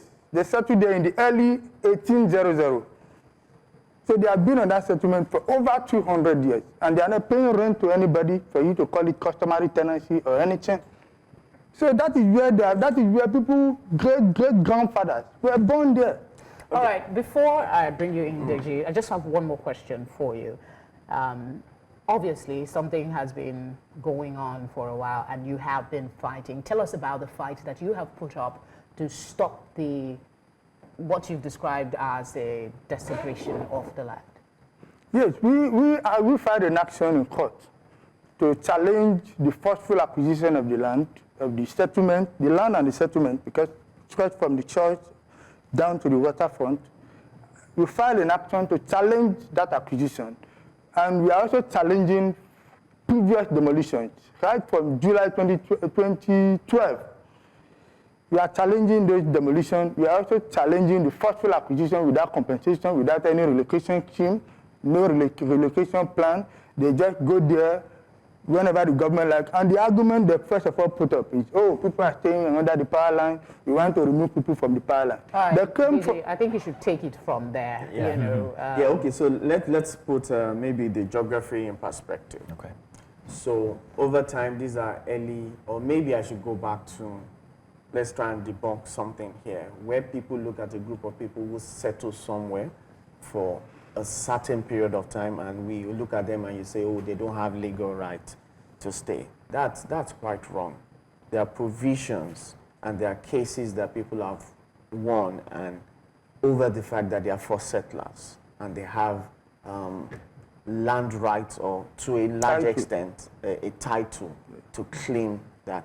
you see, on the social space, people just like, oh, you just came from nowhere and you occupied land. People, for instance, the people of Okubaba, very close to behind the sawmill, they were moved from the former, where you have LSDPC across the bridge, Alhaji Lateef Jakon, they moved them from their first settlement.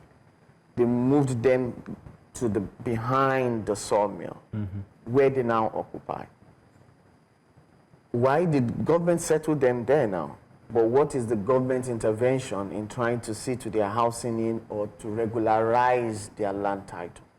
Where the challenge is the fact that there is the law since 1979 that gives the states the right to the land in custody for public good, you understand? But also there's the federal government dimension. So when you talk about the ocean now, so you begin to talk about so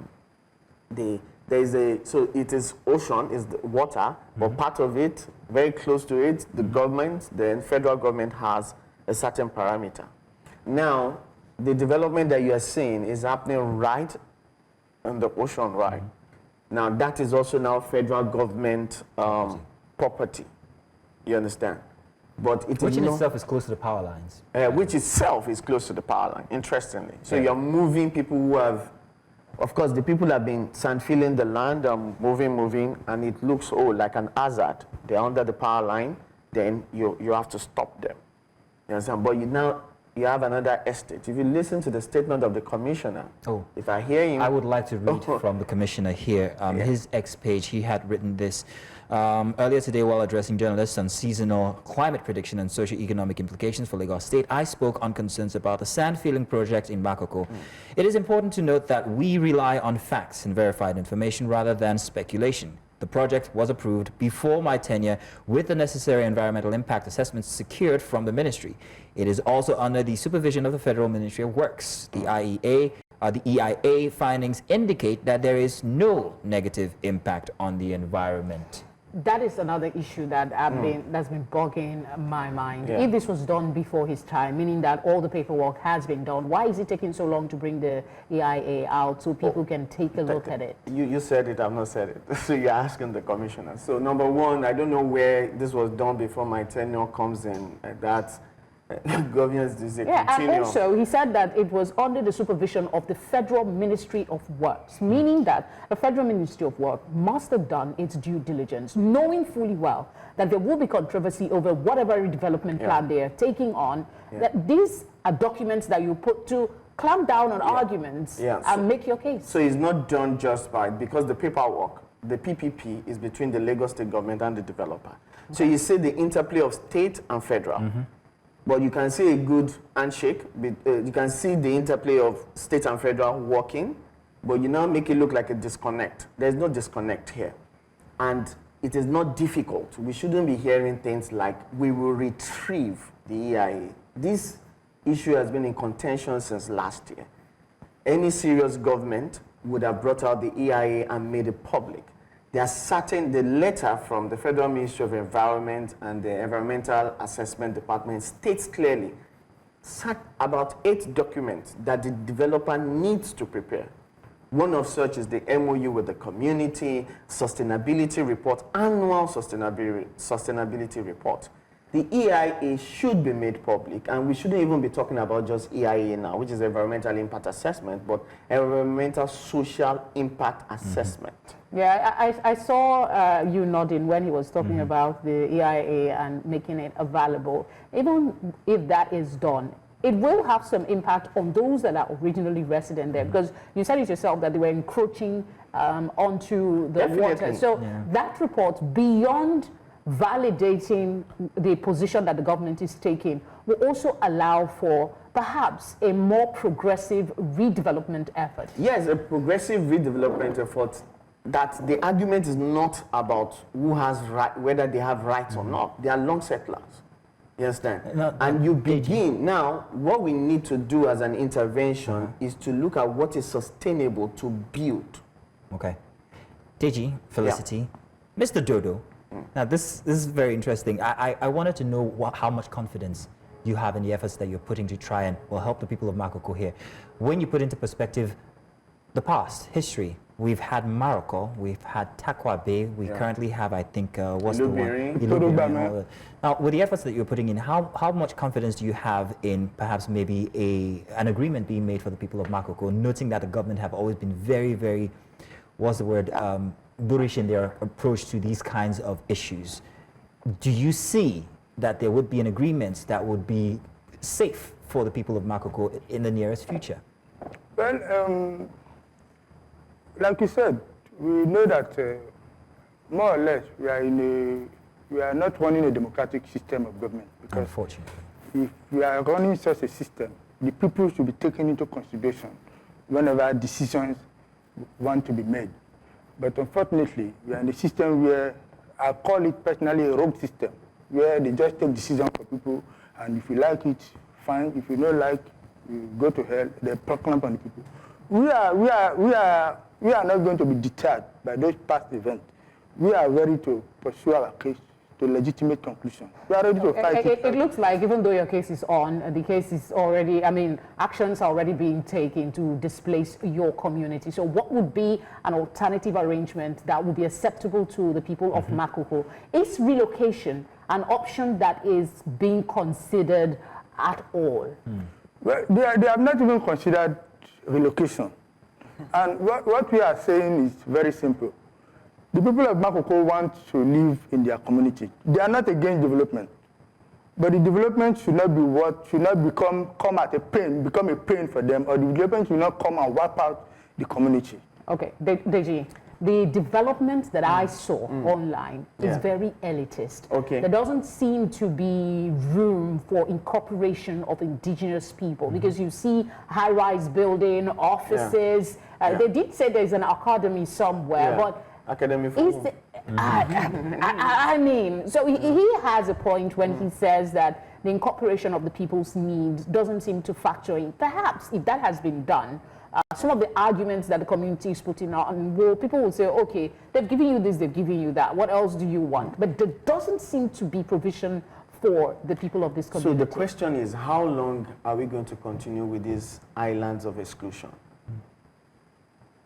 And it is quite traumatic that you see middle-class Nigerians, Lagosians, support efforts like this, thinking in their minds that maybe one day after going to church and they've prayed, they will receive a miracle and own houses in these places. Those places are not in any way for the majority of the people. And it is alarming the way people look at these things and you say, oh, that place is so dirty, yes, they should build something. Build something for who? What is the occupancy rate of Eko Atlantic? How many houses are in Ikoyi and VI that are empty? Luxury. Oh yes, definitely. I used to live in Oniru, and then you drive around and you see all the buildings that are empty, and I'm wondering, and there are people looking for places to stay. So what makes you and I think, or the government think, that this is the next thing that needs to be done? And we have government officials, and I mean, with all due respect to the governor, doesn't have anything to say about this issue after it has gone several times viral. Is this, the estate that you saw, does it look like something that wants to meet the housing needs of the people? Hang on a second, Deji. Mr. Dodo, what's the population of Makoko currently? The population of Makoko is about 200,000 people. 200,000? Because we have, when we talk of Makoko, there are other neighboring communities. Okay. We have Makoko, Okwagmo, Sogoro, and Iwaya. Okay. And what's the livelihood of these people? Their major source of livelihood is fishing. Boom. Now, Deji. Yeah. If this resettlement happens, what effect would it have on the people whose major source of living is fishing? Has that been considered? Or is that also one of the weapons that are being used in your fight against the government? To always think that there's a need for a resettlement shows the error of judgment. They are living here. It's about the right to the city. You feel that they don't have a right. That's why somebody is thinking they should be pushed out and sent somewhere else. Is it that they are too ugly for the city, or you want to hide the poor of your city? You didn't say, I didn't say it, you said it. There's been concerns about the fact that there is a level of exploitation of what happens in Makoko. It's a community built on stilts. Yeah. And then you go in there, you see I mean, you're concerned about health, the health of the people, their well-being, their education, and all of that. So when people talk about relocation or perhaps integration, they might, their solution is queued quite all right, but there is a concern about the well-being of that community prior to this. How do you address that concern? I think it would be better if there is an integrated plan to redevelop the place and keep the people who are there. There are architectural interventions, there are social interventions, and that's the task. You see, when you say you want to be the governor of a state, it is not a job for some young kid. It's about, the easiest thing to say to Makoko is wipe them out and let us build something else. But what is challenging for those who are in government to say, how do we do an intervention here? Some time ago, a young man led a team came together and they built the floating school. Of course, it was discommissioned, but it was exemplary for you as a government to show intervention to the point that a Nollywood film actually went in there and did a film, and you could see the life, you could see the better life that was done based on that. Not just Nollywood, foreign producers have come into Nigeria personally, I think that there is an exploitation in that. Just a second. Yeah, we'll get there. Now they've come in and they have actually made productions, documentaries showing how very interesting these places are. To the question I had asked earlier, I'm hoping that you can still answer that. What's going to happen to the lives of these fishermen, predominantly fishermen, if they're displaced or resettled? Is there any consideration, and is this being used as an item? Livelihood is going to be lost. The fishing, the economy of the fish market in Makoko, the city benefits from it. The fish you eat, part of it comes from there. So it's even goes broader beyond that, goes beyond the people. Yeah, you see, when the sawmill, for instance, which is another story, which is by design, and people mix it up. Oh, they've done a resettlement for them. No, what we're talking about is larger than the sawmill side, that the state government relocated the people and all of that. So livelihood is going to be lost, cultural erasure. It's very, very important. You see, it's the mindset that we have that we need to alter here. That there is nothing wrong with a group of people with a certain level of income living in a particular place over a period of time. If you don't have a solution to solve their problem, you better rather leave them. But there is a way. There are designs that have been done to say, okay, this is how you can do intervention in this community. I'm trying to remember now. I think there was a master plan for the redevelopment of Makoko. Can you confirm? Has there ever been there is no master conversation plan around how the... It's the developer that came up with his own master plan. And when he came with the plan, we talk about the EIA, for example. When you want to, the law, the environmental act, which provide for that environmental impact assessment, provide that even the community, the affected community, must have an input, which was not done.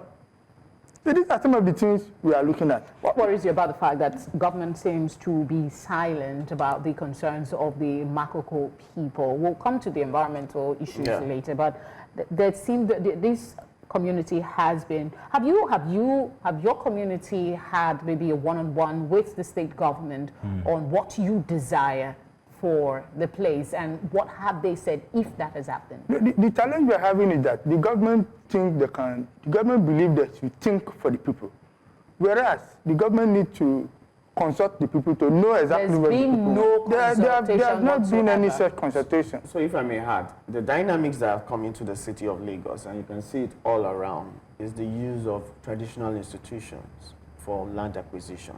Say that again, explain please. The use of traditional institutions in collaboration with the state government against their own people. For every demolition that you have seen in the city of Lagos of recent, as a royal family or an authorship attached to it. Can you identify with names? Yeah, Otomare, Oworon Shoki.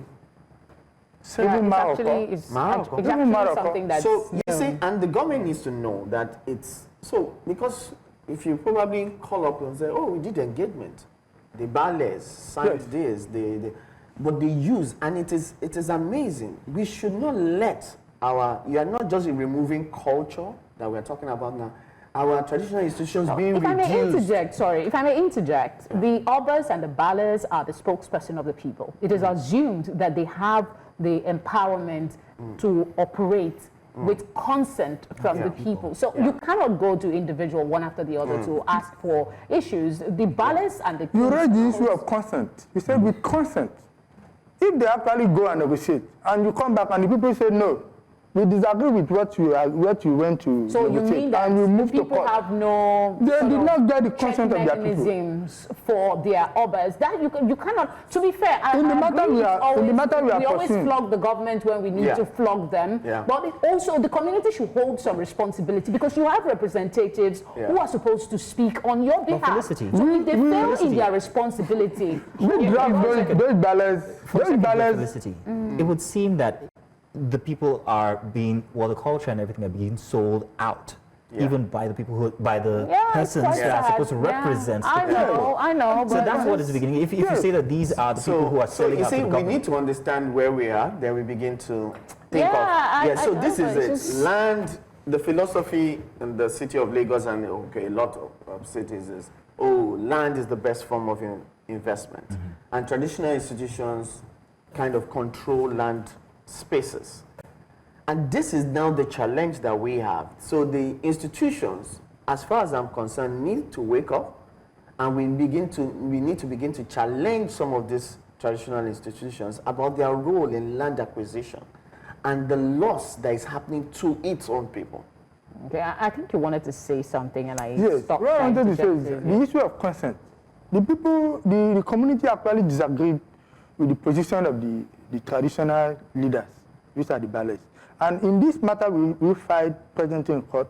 We made them respondent. They are defendants in that suit. The community members sued their ballers. Oh, interesting. That is what is happening now. For how much are these pieces of lands going, and who is collecting these monies? The ballers, the leaders? It makes rubbish of my submission, really, that these people are supposed to represent. Yeah, exactly. So where's the money going when these agreements are being made between the people, in quotes, that's the ballers actually, and the government? Where does the money that is paid or the agreement fees, where does it go? Back to the people, or just one person, maybe? We don't know. The traditional leader? We don't have any information. That is why your plan has to be made public. You cannot call a few people into a room and have a discussion with them and have an agreement.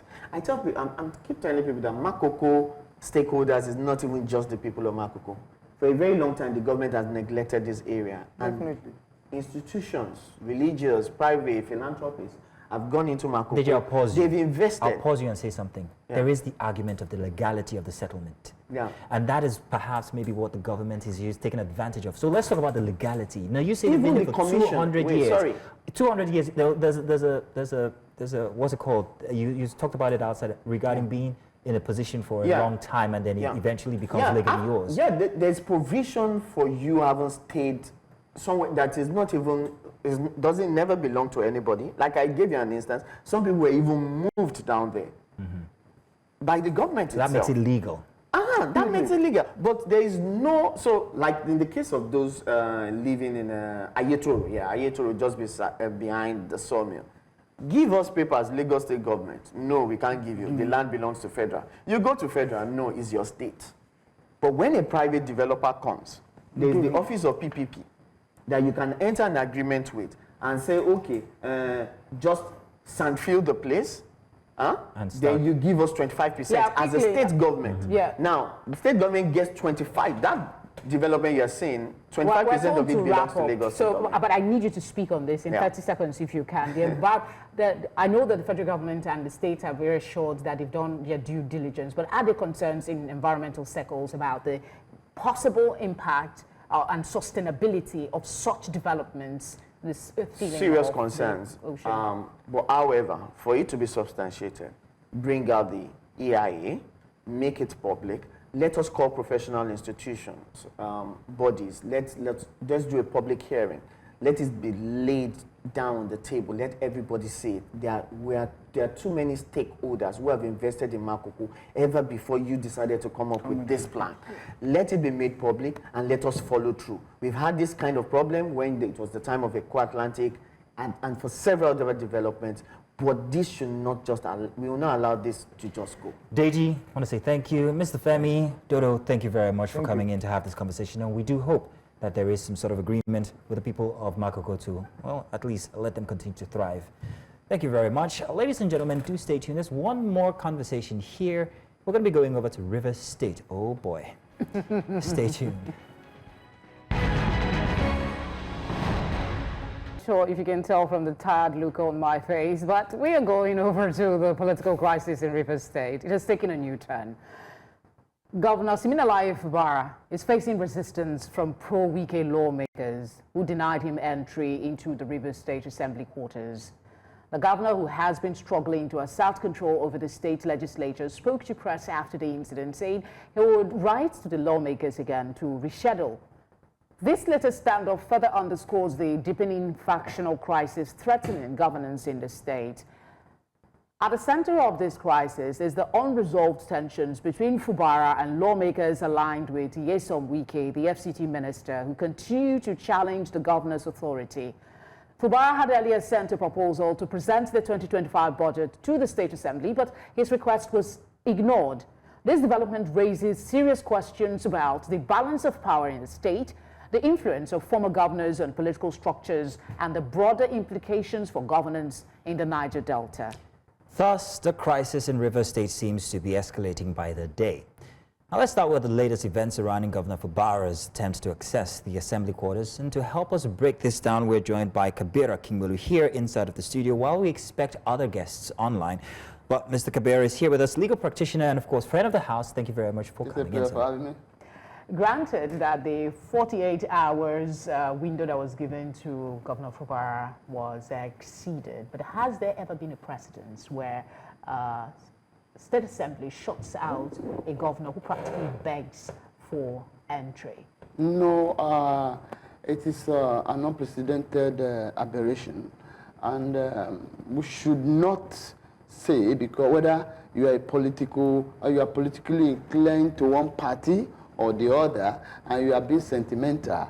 You know, they said the death that kills your neighbors can be your turn if care is not taken. You understand? So you have to do all things possible. But let me tell you, you know, constitutionally, the House of Assembly, they are there to make laws for River State, to act as checks and balances to the executive, you understand, and to an extent also the judiciary where occasion demands. However, if you deny access to the governor from entry, it is a constitutional breach as far as I am concerned. You understand? Let us not think of what caused it or what have not caused it.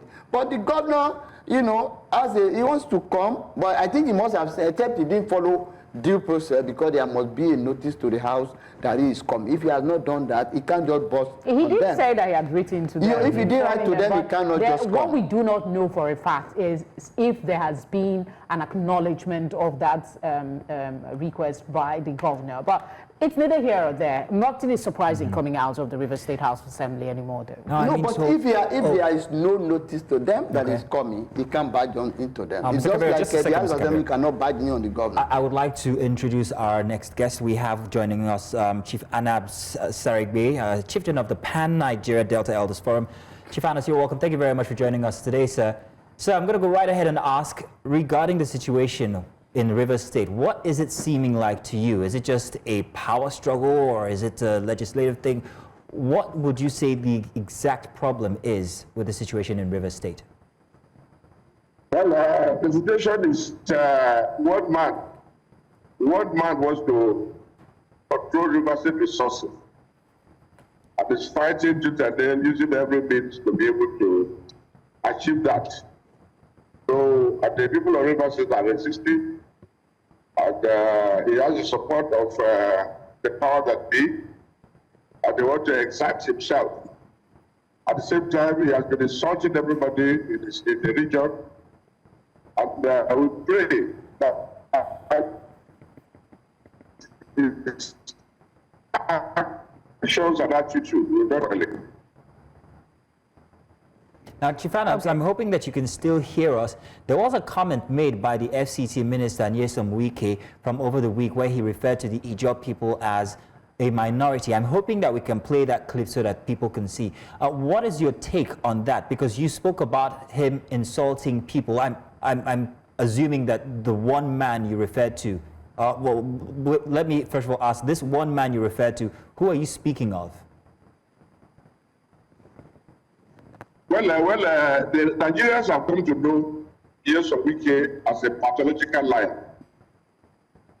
He say one thing here, he say another thing, do another thing the other side. It's not consistent. How can a man who said he's a lawyer refer to the fourth largest ethnic group as a minority in the Niger Delta? It's not unlaughable. It's laughable.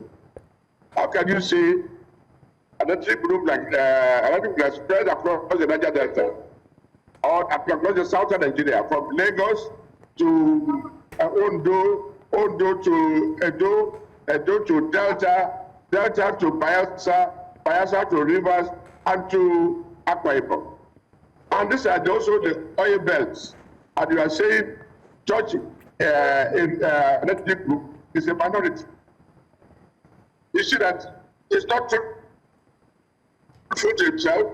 He tried to mislead Nigeria to believe him. Chief Adams, we're going to take that clip by... with the Niger Delta that's so spread.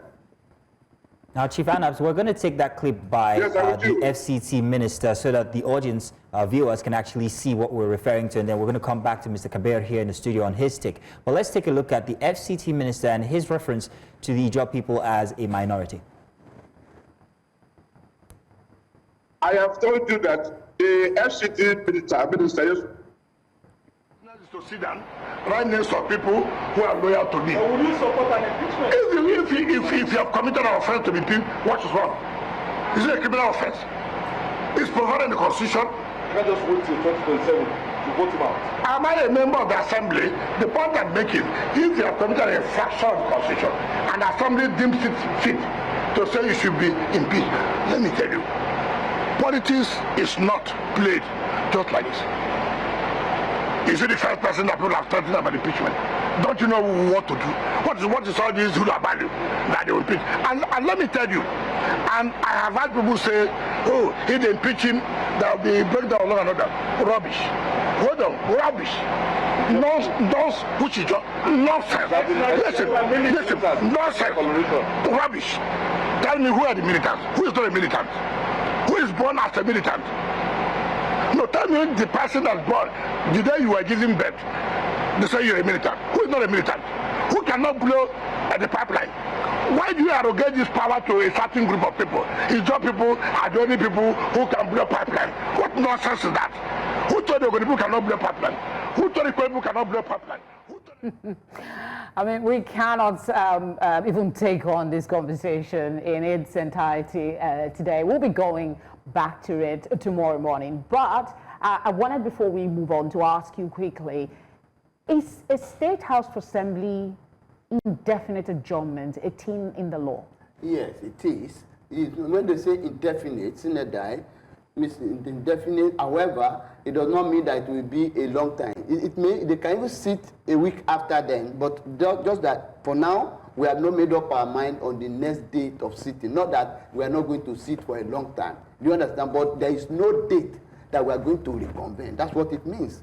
In court too, some cases will be adjourned sine die. For instance, if they are waiting for DPP advice or some other steps to be taken, and the court is thinking that it may take some time, the court will adjourn the case sine die. So the same thing in the House of Assembly. But however, it's an aberration for a House of Assembly to deny entry to a governor who wants to perform his constitutional duty of submitting the budget as directed by the Supreme Court. We should not encourage this kind of thing. It will lead to lawlessness.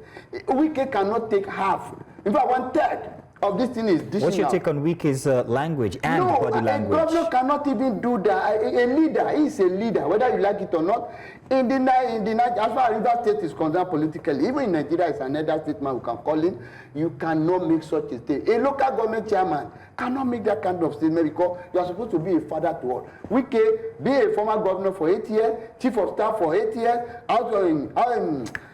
local government chairman for about 8 years or so, minister for about 4 years or thereabout. You know, he had been in government since 1999. Government has been paying his bills since 1999 for about 26 years now. And you are a leader. You can't make such a comment because it's inciting. Nobody is a minority in Nigeria, as far as I'm concerned. So, well, quickly also, if the assembly continues indefinitely to be adjourned, is there any legal window open to the governor? There is. The only thing is that he can go to court to compel the house to sit. The court will give the order. Because you cannot, there shouldn't be vacuum in governance. Forget about whatever is happening between the house and the government. But governance should continue. If you are not passing budget, how will the governor rule the state?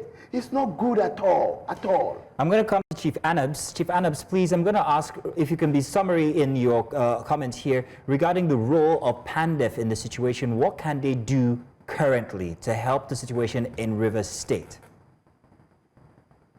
Well, Mr. President asked us to advise the governor to implement the rule of law. And we have spoken with the governor. And the governor has agreed even before now to make peace, and so he has agreed to comply. Well, all right then. Thank you very much, Chief Anabs. But, however, I have been asked to extend another invitation to you. But he also abusing us, abusing PANDEF, abusing the leadership, abusing everybody, calling us all kinds of unprintable names, and calling people merchants. When he is indeed the merchant, he is indeed the political merchant right from his youth. He has a man who betrayed his family as a young man. All right. Chief Anabs, if you can hear me, I have been asked to extend an invitation to you for tomorrow morning because we don't have enough time to accommodate all of the conversation that has to be had regarding River State. So if you will please honor us again tomorrow morning at 8:30, we will be glad to have you and Mr. Kabir here in the studio as well. So here's to our viewers. We have to round off the show here right now today, unfortunately, inside of this very crucial conversation. But join us tomorrow for the Sunday edition of Breakfast Extra when we'll have this conversation yet again. I want to say thank you to you, Mr. Kabir, and also thank you to Chief Anabs. And Felicity, I've survived your threats of punching me. Thank you to you as well. I know, I was only kidding. I know you were kidding. It's so good. It's been a pleasure being here today. We'll do it again tomorrow. Thank you for being with us.